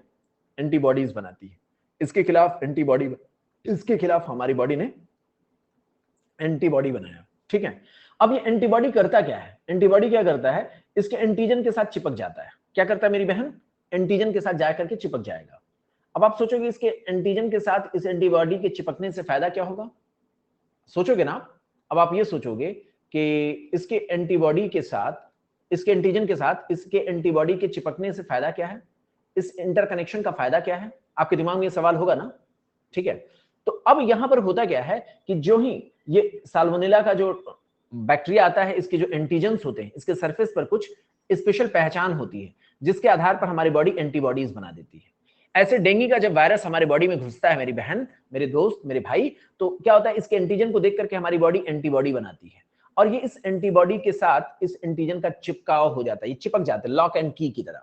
और उसके बाद एंटीजन एंटीबॉडी रिएक्शन होता है, एंटीजन एंटीबॉडी रिएक्शन होता है और उसके बाद क्या होता है, अब क्या हो गया, इसकी पहचान एकदम सबको पता चल गई। मेरी बात समझ रहे ना, ये जब इससे चिपकते ना एंटीबॉडीज तो सबको पता चल जाता है कि अरे यार ये तो वही है जो लग रहा है कोई बाहरी चीज आई है जिसके ऊपर ये चिपका हुआ है। कौन? एंटीबॉडी। बॉडी के दूसरे डिफेंस सिस्टम को आसानी से पता चलने लगता है। मेरी बात समझ रहे हैं? क्या पता चलने लगता है मेरे दोस्तों? बॉडी के दूसरे डिफेंस सिस्टम को पता चलने लगता है कि लग रहा है कोई आया हुआ है। ये बॉडी के डिफेंस सिस्टम को पता चलने लगता है कि कोई आया हुआ है जिसके ऊपर ये सजे हुए हैं।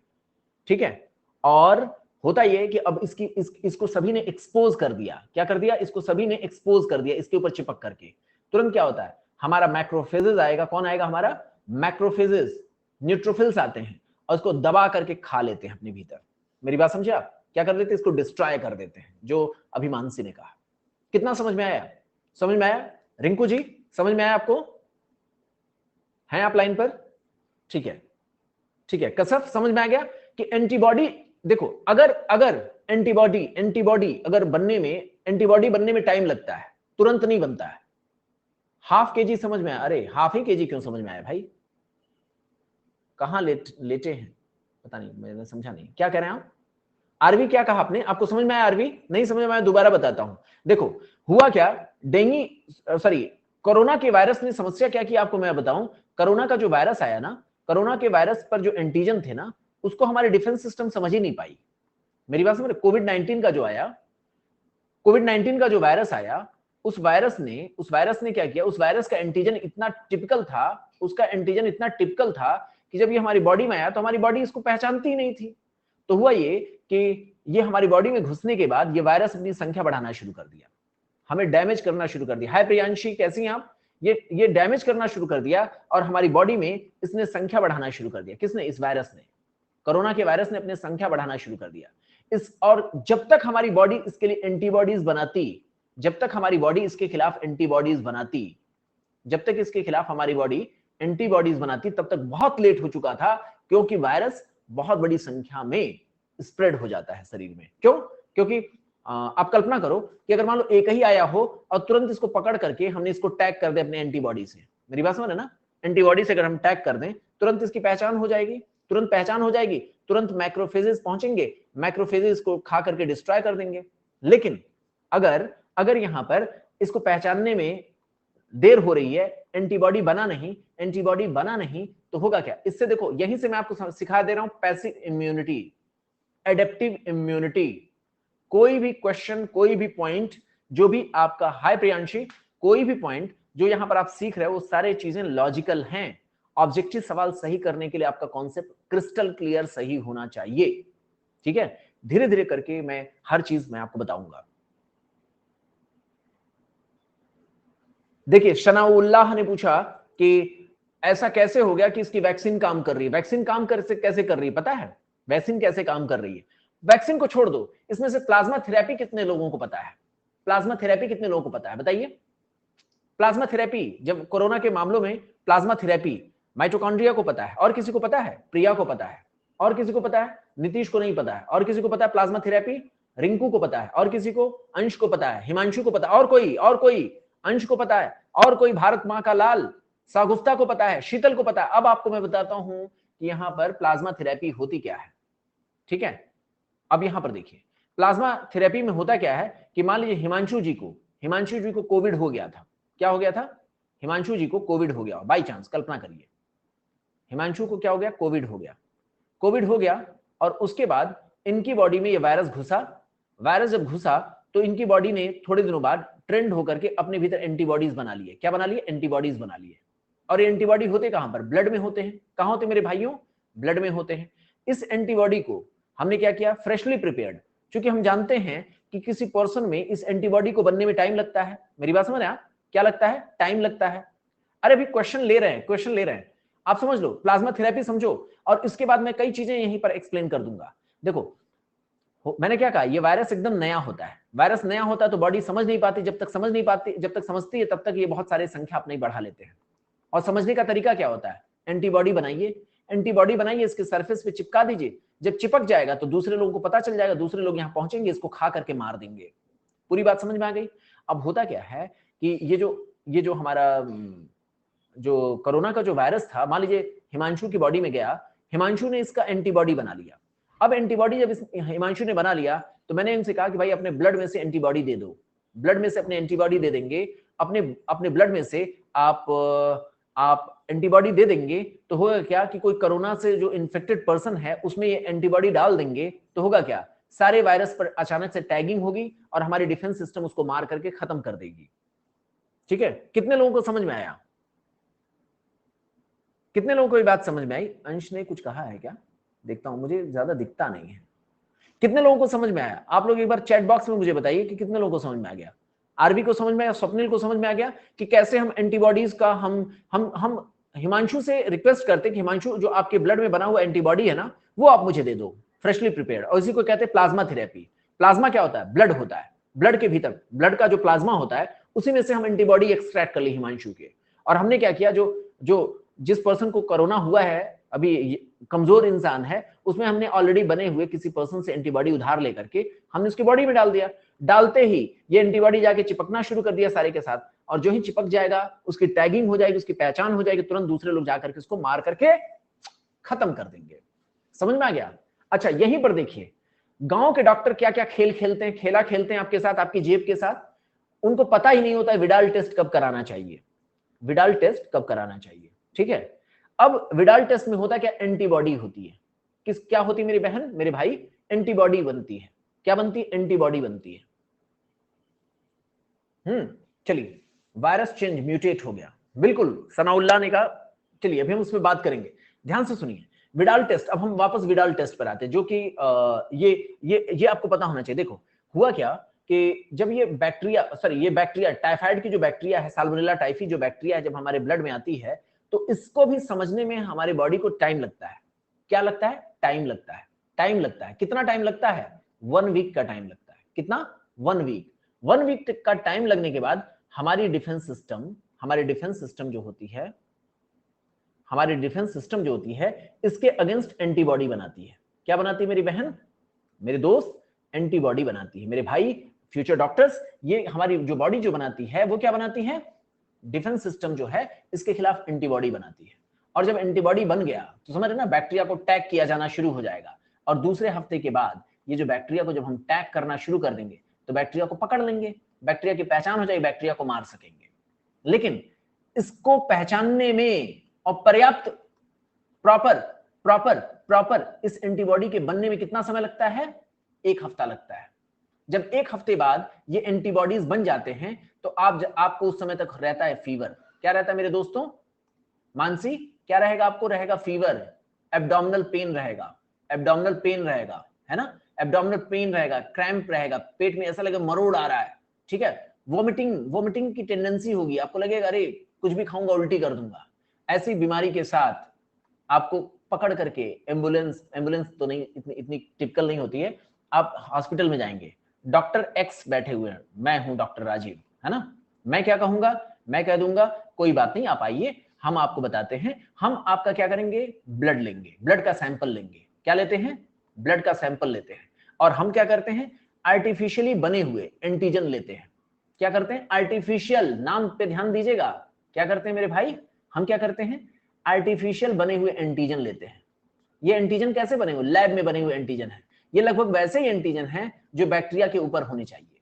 क्या होने चाहिए, बैक्टीरिया के ऊपर होने चाहिए। ये जैसा एंटीजन यहां पर होता है वैसा ही एंटीजन हम लैब में बना करके रखे रहते हैं। और हम क्या करते हैं, हम जैसे मान लीजिए कल्पना करते हैं रिंकू जी को टाइफाइड फीवर का डाउट है। क्या है, रिंकू जी को टाइफाइड फीवर का डाउट है, तो रिंकू जी के ब्लड का मैंने सैंपल लिया और उस ब्लड के सैंपल को मैं इसके साथ मिक्स कर दिया। मिक्स करते ही क्या होगा, अगर रिंकू जी को टाइफाइड हुआ होगा, रिंकू जी को टाइफाइड हुआ होगा, तो रिंकू जी के ब्लड में क्या होगा, ये होंगे कौन, एंटीबॉडीज होंगे। वो एंटीबॉडीज इसके साथ चिपक जाएंगे। क्या हो जाएंगे, चिपक जाएंगे। और चिपकते ही हमें यहां पर एक रिएक्शन देखने को मिलेगा। क्या देखने को मिलेगा, रिएक्शन देखने को मिलेगा। उस रिएक्शन को देख करके हम अनुमान लगा लेंगे, अगर रिएक्शन हुआ एंटीजन एंटीबॉडी का, मेरी बात सुन रहे हैं, तो हम क्या कहेंगे, विडाल टेस्ट पॉजिटिव है। क्या है, विडाल टेस्ट पॉजिटिव है। कितने लोगों को समझ में आया। हम करते क्या है, आर्टिफिशियली लैब में बने हुए एंटीजन को रखे रहते हैं एक डिवाइस पर। मेरी बात समझ रहे हैं, क्या करते हैं, आर्टिफिशियली बने हुए एक बैक्टीरिया के सरफेस पर जैसा एंटीजन होना चाहिए, बैक्टीरिया के सरफेस पर जैसा एंटीजन होना चाहिए, वैसा ही एंटीजन हम लैब में बना करके रखे रहते हैं। और जो ही कोई पेशेंट आया तो हमने क्या किया, उसका ब्लड का सैंपल लिया। ब्लड का सैंपल लेने के बाद उसके ब्लड में होगा एंटीबॉडी। अगर बैक्टीरिया गया होगा तो उसने एंटीबॉडी बनाया होगा। उसका एंटीबॉडी ब्लड का सैंपल लेकर के जब इसमें मिक्स करते हैं तो ऑलरेडी एंटीजन बैक्टीरिया जैसा है, तो ये एंटीबॉडी उसके साथ चिपक करके रिएक्शन शो कर देगा, हमारा विडाल टेस्ट पॉजिटिव आ जाएगा। कितने लोगों को समझ में आएगा, जितने लोगों को समझ में आया वो थम्स अप कर दें, थम्स अप कर दें मेरे दोस्तों, कर दीजिए। कितने लोग हैं हमारे साथ इस समय जुड़े हुए, कितने हमारे दोस्त हैं इस समय जुड़े हुए। विडाल टेस्ट आपको पता होना चाहिए, क्योंकि 97 3 लोग और मिल जाए मैं सेंचुरी लगा दूंगा।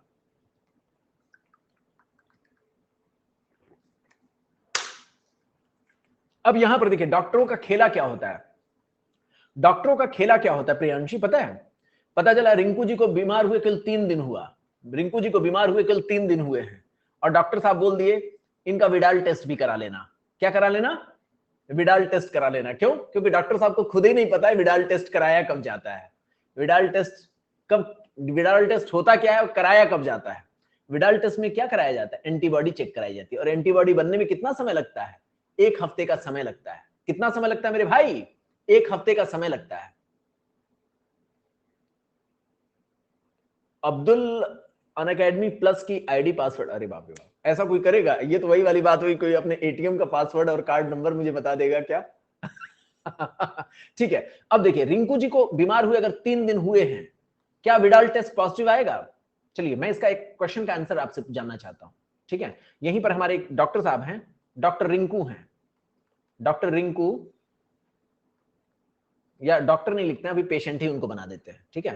पेशेंट जो है, पेशेंट रिंकू हैं, पेशेंट रिंकू हैं, और वो हॉस्पिटल गए, हॉस्पिटल गए। डॉक्टर साहब को कुछ भी नहीं पता, उन्हें बस इतना पता है विडाल टेस्ट करवा दो। क्या करा दो, विडाल टेस्ट करवा दो। उन्होंने एडवाइस कर दिया विडाल टेस्ट, एडवाइस कर दिया विडाल टेस्ट। फीवर कितने दिनों का है, मेरी बात समझिए, 3 दिनों से है, 3 दिन, या चलिए हम मैच कहता हूं 4 दिन का हुआ है फीवर। उन्होंने विडाल टेस्ट कहा, रिजल्ट आएगा, रिजल्ट आएगा, बोलिए। पहला ऑप्शन है यस और दूसरा ऑप्शन है नो। विडाल टेस्ट का क्या कोई रिजल्ट आएगा,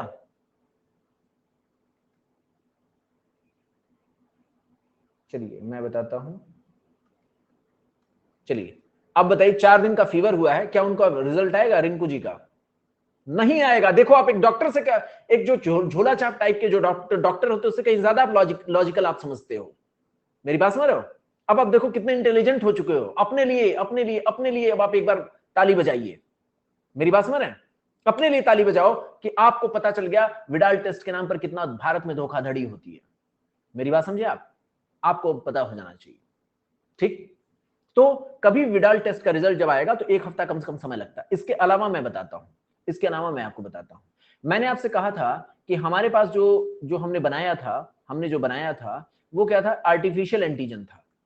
और हम इस तरीके के आर्टिफिशियल एंटीजन बहुत सारे जगहों पर बनाते हैं, ये आर्टिफिशियल एंटीजन होता है, ठीक है। कल्पना करिए ये टाइफाइड फीवर का आर्टिफिशियल एंटीजन है, टाइफाइड फीवर का पता करने के लिए हमने आर्टिफिशियल एंटीजन बनाया। यानी ये वायरस के सरफेस पर, वाह भाई वाह, ठीक है, वायरस के सरफेस पर जो एंटीजन होते हैं वैसा ही हमने आर्टिफिशियल एंटीजन बनाया। सॉरी, बैक्टीरिया के सरफेस पर, माफ कीजिएगा, बैक्टीरिया के सरफेस पर, टाइफाइड के बैक्टीरिया के सरफेस पर जो एंटीजन होता है वैसा हमने एंटीजन बनाया। लैब में बनाते हैं, ये सब पढ़ोगे आप एमबीबीएस में। अभी मेरा सिर्फ इतनी जानकारी है, मैं आपको सिर्फ ये लॉजिक बताना चाहता हूं कि एंटीजन एंटीबॉडी के रिएक्शन कैसे होते हैं। ऐसे कल्पना करिए मेरी बहन, मेरे दोस्त, अरे वाह 100 स्टूडेंट्स आ गए, वाह। मलेरिया के मामलों में, मलेरिया के मामलों में हम क्या करते हैं, जो प्लाज्मोडियम के सरफेस पर जो एंटीजन होता है ना, वैसा ही लैब में हम एक आर्टिफिशियल एंटीजन बना करके हम रखे रहते हैं, ठीक है। यहां पर क्या करते हैं, वैसा ही एंटीजन जो इसके सरफेस पर होना चाहिए वैसे हम लैब में बना लेते हैं। मेरी बात समझ रहे हैं? तो इस तरीके से होता क्या है, ऐसा ही हम बहुत सारे मामलों में काम करते हैं। ऐसा हम स्क्रब टाइफस में बहुत सारी बीमारियां होती है जो आप एमबीबीएस में पढ़ेंगे। तो होता है क्या, बहुत सारी बीमारियों में हम ऐसा ही करते हैं, जैसे मान ली मलेरिया हो गया, टाइफाइड हो गया, इन सभी की जांच में आमतौर पर हम इस्तेमाल यही करते हैं कि आर्टिफिशियल बने हुए एंटीजन को हम लेते हैं। और होता ये है, गड़बड़ ये होता है कि जो इसका एंटीजन जो हम आर्टिफिशियली बनाते हैं और इसका जो एंटीजन है, कई बार वो क्रॉस मैच हो जाते हैं। क्यों? घटिया कंपनी की वजह से। मेरी बात समझे आप? क्या हो जाता है? घटिया कंपनी की वजह से। पता ये चला कि जिस कंपनी ने बनाया ना, उसने गलती से जो अच्छे से आर्टिफिशियल एंटीजन है अच्छे तरीके से बनाया नहीं, तो पता ये चलता है कि इसका एंटीजन इसके एंटीजन की जैसा मैच कर जाता है। तो पता चला कि बंदे को है मलेरिया और टाइफाइड की जांच आ रही है। क्या हो रहा है? बंदे को है मलेरिया और टाइफाइड का रिजल्ट बता रहा है, या बंदे को है मलेरिया और वो टाइफाइड का रिजल्ट बता रहा है। इसका उल्टा भी आप कह सकते हो कि उसको मलेरिया है टाइफाइड बता रहा है, टाइफाइड है तो मलेरिया बता दे रहा है। क्यों? क्योंकि इसमें क्या हो रहा है, एंटीजन जो होते हैं ये एक दूसरे के साथ गलती से रॉन्ग तरीके से क्रॉस मैच हो जाते हैं। अब समझ में आ गया ना? अब समझ में आया ना कि इस तरीके की इनकी लिमिटेशंस होती हैं। इसीलिए आपने देखा होगा कोविड के मामलों में, कोरोना के मामलों में, कोविड-19 का जब सेकंड वेव था, तो उस समय क्या होता था, बहुत सारे लोगों का विडाल टेस्ट पॉजिटिव आया था। विडाल टेस्ट क्या आ रहा था? पॉजिटिव आ रहा था। और सबको जबरदस्ती 14 दिन का हैवी एंटीबायोटिक दिया गया था, हैवी एंटीबायोटिक्स चलाया गया था। उसके पीछे पता है क्यों? पता है क्या हुआ था? मैं आपको बताता हूं। होता यह था कि कोविड-19 का जिसको होता था वो भी कहता था भैया मुझे फीवर है, और वो है किसी गांव में रहता है, विलेज में रहता है। विलेज का एक बड़ा ही फैंसी टर्म है कि तुम विडाल टेस्ट करा लो। विडाल टेस्ट बहुत अच्छा टेस्ट होता नहीं है, मैंने इसकी कमियां बताई ना कि आर्टिफिशियल एंटीजन है, इधर उधर की जांच को भी पॉजिटिव बता देता है। अब हुआ ये कि रिंकू जी ही जैसे हैं, उनको हो गया, कल्पना करिए कोविड-19 हुआ है, कोविड-19 का इन्फेक्शन हुआ, उनको फीवर हो गया है।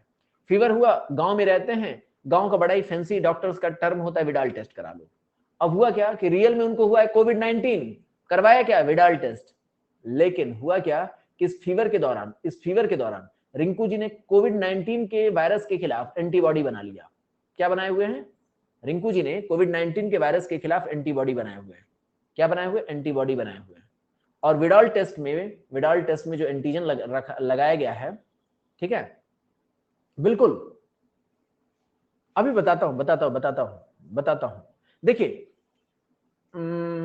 बताऊंगा। देखो, अब यहां पर क्या होता है कि हमने क्या किया कि यहां पर ये जो विडाल टेस्ट का जो एंटीजन है, ठीक है, विडाल टेस्ट हमने कराया। विडाल टेस्ट का एंटीजन जो होता है बहुत अगर अच्छी कंपनी का नहीं है, विडाल टेस्ट का जो एंटीजन का जो आर्टिफिशियल बनाया गया अगर बहुत अच्छा नहीं है, मेरी बात समझ रहे हैं, तो पता ये चलेगा कि वो एक्चुअल में टाइफाइड के भी एंटीबॉडी को अपनी सरफेस पे चिपकाएगा। मेरी बात समझे आप? क्या करेगा?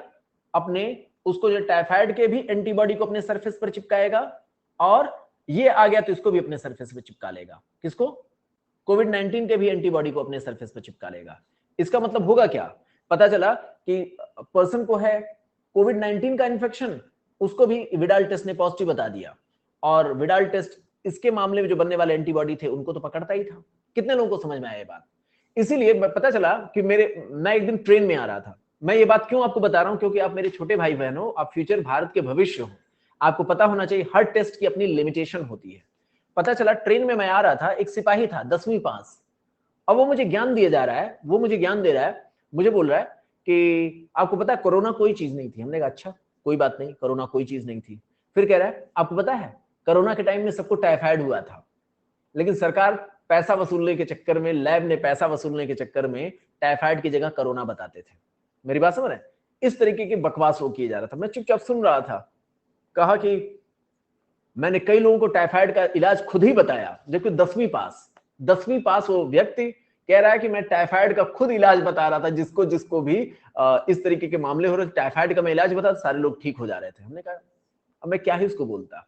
आप समझ पा रहे हैं ना कि उस समय जितने लोगों को टाइफाइड का इलाज दिया जा रहा था वो सब गलत दिया जा रहा था, सब गलत दिया जा रहा था। नीतीश ने पूछा कि अगर एंटीबायोटिक्स 14 दिन तक हैवी एंटीबायोटिक्स चलेगा ना, तो पता चला कि मान लीजिए, अब यही नीतीश का सवाल है कि विडाल टेस्ट कोरोना के पेशेंट में अगर पॉजिटिव आ गया, जबकि वहां वायरस है ही नहीं, कोविड 19 का मतलब क्या है? कोविड 19 का मतलब ये वायरस का इन्फेक्शन है, वायरस का इन्फेक्शन है। जबकि एंटीबायोटिक क्यों दिया जाना चाहिए? बैक्टीरिया के अगेंस्ट दिया जाना चाहिए। एंटीबायोटिक अगर आप बिना मतलब का देते हो ना तो बॉडी को आदत पड़ जाती है, और जब सच में उसकी जरूरत होती है तो वो एंटीबायोटिक काम ही नहीं कर रहा होता है। मेरी बात समझे? तो इसलिए गड़बड़ हो जाता है। यहां पर देखिए ग्रुप में अभी एक जन ने शेयर किया है मेरे वो टेलीग्राम ग्रुप को, जहां नोटिफिकेशन मिलता जाएगा तो प्लीज आप उसे सब्सक्राइब कर लीजिएगा, ठीक है, ताकि मैं नोटिफिकेशन आपको एटलीस्ट भेजता रहूंगा, ठीक है। वहां आपको ग्रुप में नोटिफिकेशन मिलता रहता है। हमारे हिमांशु जी मदद करते हैं इतना ग्रुप को, ठीक है। वो बहुत सारे स्टूडेंट्स को वहां मतलब नोटिफिकेशन मिल जाता है कि भाई अनअकैडमी पे कौन कौन सी क्लासेस चल रही है।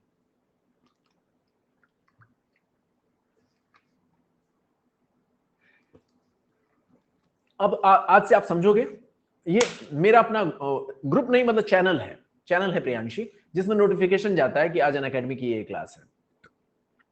कितने लोगों को समझ में आया मेरी बात कि कोविड 19 के समय विडाल टेस्ट जो पॉजिटिव रिजल्ट बता रहा था वो सब गलत रिजल्ट बता रहा था, ठीक है, और उस दौरान जो एंटीबायोटिक्स दिया रहा था वो गलत दिए जा रहे थे। अब यहां पर एक सवाल ये भी आया, हमारे किसी साथी ने पूछा कि अगर विडाल टेस्ट गड़बड़ था तो सही टेस्ट क्या था? तो एक्चुअल में क्या होता है कि जब हम एक डॉक्टर के तौर पर जो टेस्ट लिखते हैं ना, वो टेस्ट आमतौर पर डॉक्टर के तौर पर टेस्ट जो शुरुआती जो टेस्ट होता है वो टेस्ट इजी होना चाहिए, ये हमारा रूल होता है, ठीक है। इजी होना चाहिए और सस्ता भी होना चाहिए, मतलब समझ रहे ना, इजी होना चाहिए और सस्ता भी होना चाहिए। अब पता चला महंगा टेस्ट अगर आप लिखेंगे तो पेशेंट के लिए मुश्किल होगा। तो विडाल टेस्ट से अच्छे टेस्ट तो हमारे पास हैं, लेकिन वो आप गांव में करा ही नहीं सकते हैं। मेरी बात समझे आप? दूसरी बात क्या होता है, विडाल टेस्ट की जो किट आती है वो कंपनी पर भी डिपेंड करती है। जैसे आपने देखा होगा ना, कपड़ा ही हम खरीदते हैं तो कई ब्रांड के होते हैं, तो जो अच्छे ब्रांड के होते हैं वो क्वालिटी मेंटेन करते हैं, उनके उनके जो आर्टिफिशियल एंटीजन है वो अच्छे किस्म के होते हैं। अब समझ में आ गया आप लोगों को विडाल टेस्ट क्या था? अच्छा, एक चीज और भी आपको मैं बताऊं कि बहुत सारे आज के डेट में डेंगू का मामला हो, डेंगू का ही हो, तो देखिए पहले क्या होता था आपको पता है, देखिए कई बार ये होता था, आपको मैं ये जो भी चीजें बता रहा हूं बकवास नहीं है, ये मेरे हाथ जोड़ के विनती है, आप लोग इसको सीखिए जानिए, क्योंकि आप डॉक्टर बनने वाले हो। आज के डेट में क्या होता है, आपने देखा होगा डेंगू को भी अगर हमें पकड़ना हो, मलेरिया को हमें पकड़ना हो, टाइफाइड को हमें पकड़ना हो, तो ऐसे स्लाइड पर समझ आर्टिफिशियल एंटीजन चिपका हुआ होता है, और हम क्या करते हैं, ब्लड का सैंपल लेते हैं और इसमें मिक्स कर देते हैं। क्या करते हैं? ब्लड का सैंपल हम लेते हैं, मिक्स कर देते हैं। अगर एंटीबॉडी बना हुआ होगा हमारे ब्लड में, एंटीबॉडी अगर बना हुआ होगा, एंटीबॉडी बना हुआ, जैसे मान लीजिए यहां मामला है डेंगू का, कल्पना करिए यहां पर मलेरिया का है। आहा, अंश ने बोला कि व्हाट इज योर प्रिस्क्रिप्शन फी। देखिए मेरे भाई, आप मेरे छोटे भाई हो भाई, आप मेरे जूनियर हो, तो मैं आपसे फीस क्यों लूंगा? आप फ्री ऑफ कॉस्ट मुझसे मिलना, ठीक है, मैं कोई पैसा नहीं लूंगा आपसे। चलिए, तो यहां पर देखिए डेंगू है, मलेरिया है और मान लीजिए टाइफाइड है, ठीक है।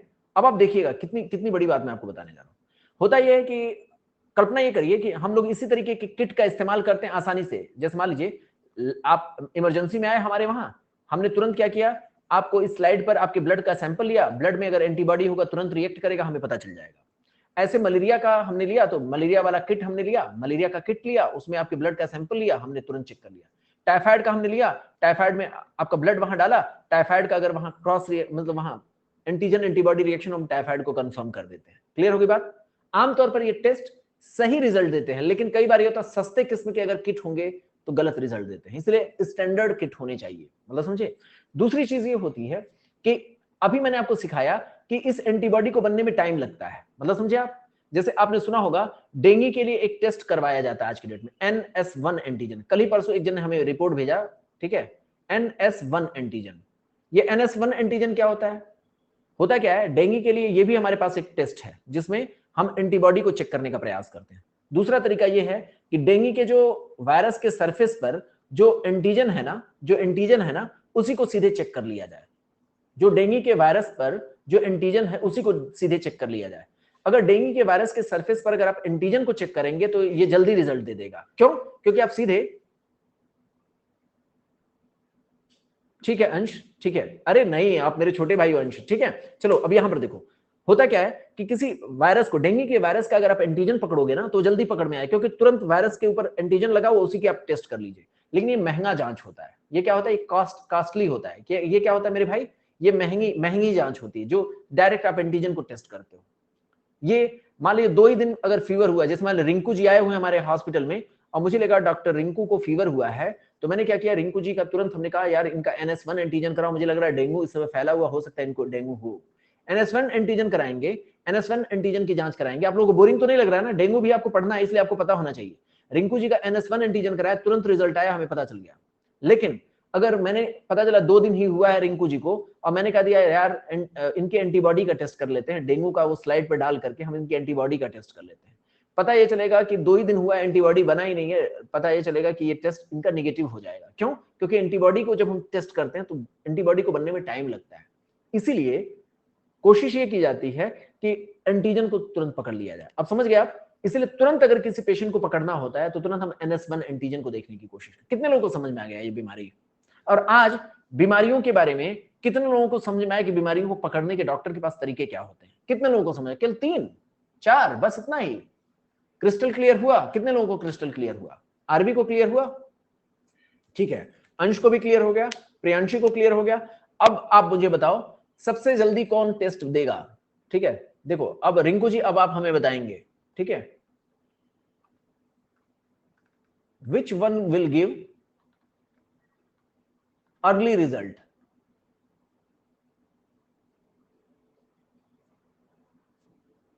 अर्ली रिजल्ट, अब आप मुझे बताओ which one will give early result? Option number A है एंटीजन टेस्ट, बी है एंटीबॉडी टेस्ट, अब आप बताओ, सी है एनी, और डी है नन।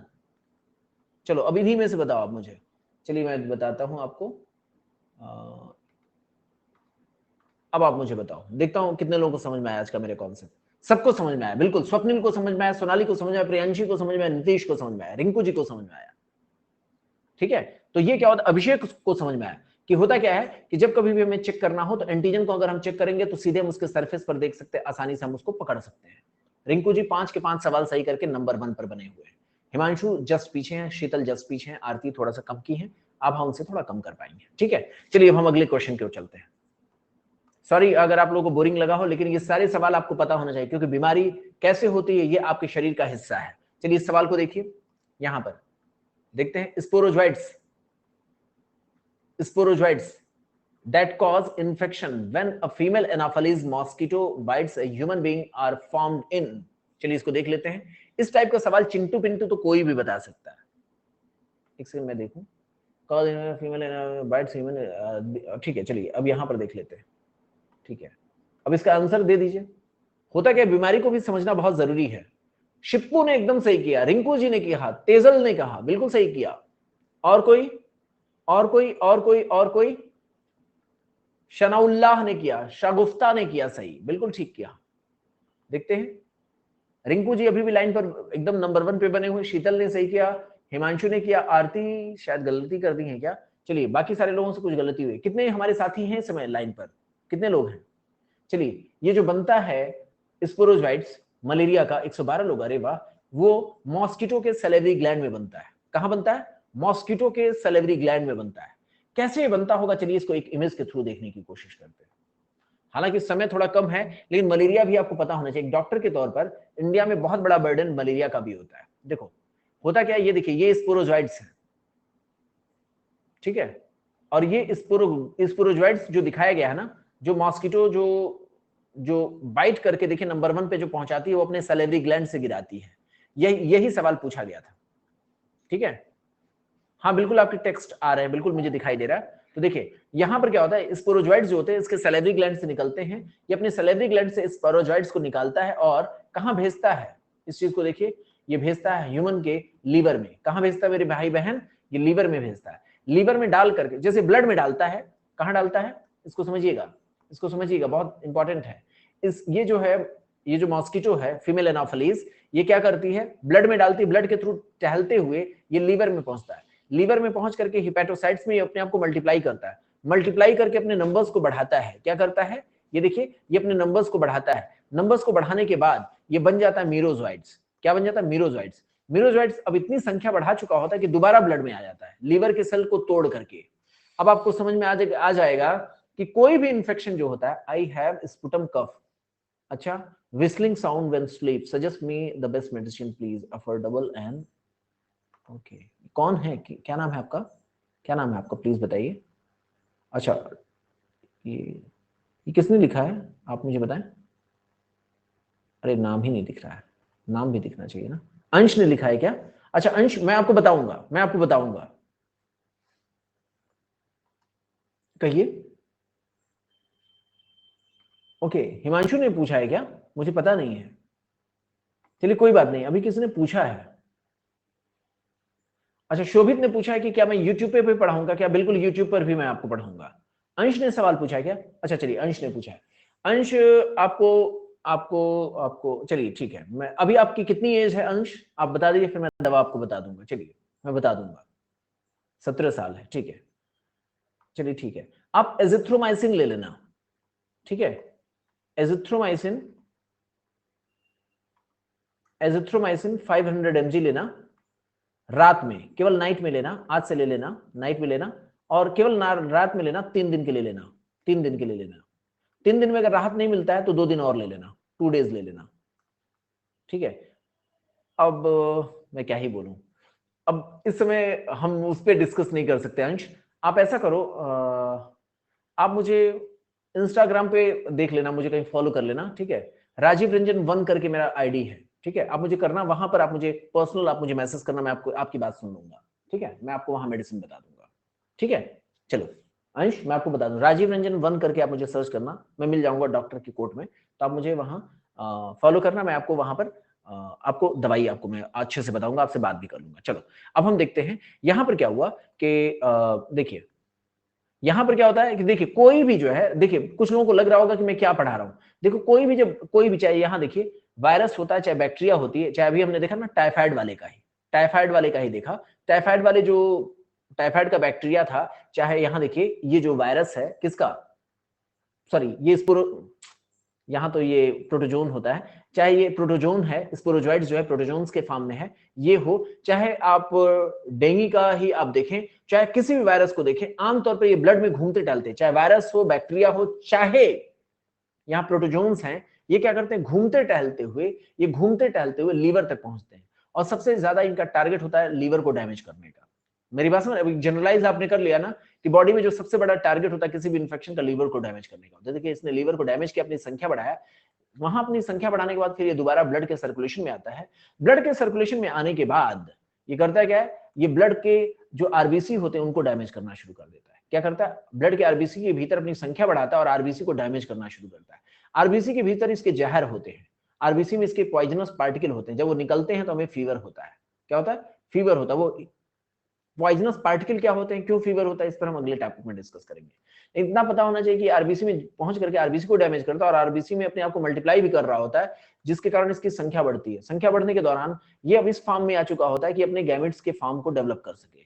इसके गैमेट्स बनते हैं, वो गैमेट्स निकल करके आते हैं। देखिए आरबीसी के भीतर टूट करके जब निकलता है तो इसके अपने गैमेट्स निकलते हैं। गैमेट्स दोबारा फीमेल एनाफिलीज के भीतर जाते हैं। फीमेल एनाफिलीज में ये प्रॉपर गैमेट्स जो हैं फर्टिलाइज करते हैं। फर्टिलाइज करने के साथ ही ये इसके गट की दीवारों में जाते हैं। गट का मतलब समझ रहे ना, पेट की दीवारों में जाते हैं, वहां वो मल्टीप्लाई करते हैं, मल्टीप्लाई करके संख्या को बढ़ाते हैं। मल्टीप्लाई करके संख्या को बढ़ाने के बाद उसके सैलिवरी ग्लैंड में जाते हैं, वहां अपनी थोड़ी संख्या और मैच्योरेशन करते हैं, और वहां से दोबारा सैलिवरी ग्लैंड से जब वो डंक मारता है तो सैलिवरी ग्लैंड से निकल करके ह्यूमन बॉडी में दोबारा पहुंच जाते हैं। ये कितना लोगों को समझ में आया है? समझ में आ गया आप लोगों को? इस तरीके से इसकी साइकिल चलती रहती है, ठीक है। इसका एक शॉर्टकट तो मैंने आपको बताया, ठीक है। बिल्कुल अंश ने कहा एलिमेंट्री कैनाल या जो गट कहा जाता है वो यही होता है। चलिए अब रात में हम लोग मिलेंगे कहां पर, रात में हम लोग मिलेंगे परफेक्शन नीट के चैनल पे। कहां मिलेंगे मेरे भाई बहन? परफेक्शन नीट के चैनल पर। आप सारे लोग मुझे फॉलो कर लो। मैं आपको बताता हूं, कोई भी चीज मैं आपको बकवास नहीं पढ़ाऊंगा, थोड़ा डिटेल में इसलिए जाता हूं क्योंकि वो आपके लिए जरूरी चीज होती है। आज परफेक्शन नीट पर रात के 9 बजे हम डिस्कस करने वाले हैं माइटोकॉन्ड्रिया, माइटोकॉन्ड्रिया और क्लोरोप्लास्ट के बारे में, ठीक है। देखो मैं जो भी चीज आपको कभी कभी एक्स्ट्रा बताता हूँ वो इसलिए बताता हूँ क्योंकि आप लोगों के ऊपर अब जिम्मेदारी है, आपके घर की, आपके घर में किसी को ब्लड प्रेशर है, किसी को डायबिटीज है, किसी की और समस्या है, तो वहां पर आप एक डॉक्टर के तौर पर उनको ट्रीट कर, मतलब ट्रीट तो नहीं कर सकते लेकिन आप उनको गाइड कर सकते हैं, ठीक है। चलिए अब हम लोग रात को मिलेंगे। परफेक्शन नीट एक यूट्यूब पे चैनल है, रात को 9 बजे। आप लोग प्लीज मुझे फॉलो कर लीजिए अनअकैडमी पे, ठीक है। और किसी को अगर कोर्स लेना है तो वो कोर्स ले सकते हैं RRG10 का कोड इस्तेमाल करके, ताकि वो बेनिफिट पा सके 10% डिस्काउंट का। बाय बाय, टेक केयर, हम मिलते हैं रात को 9 बजे आपके साथ।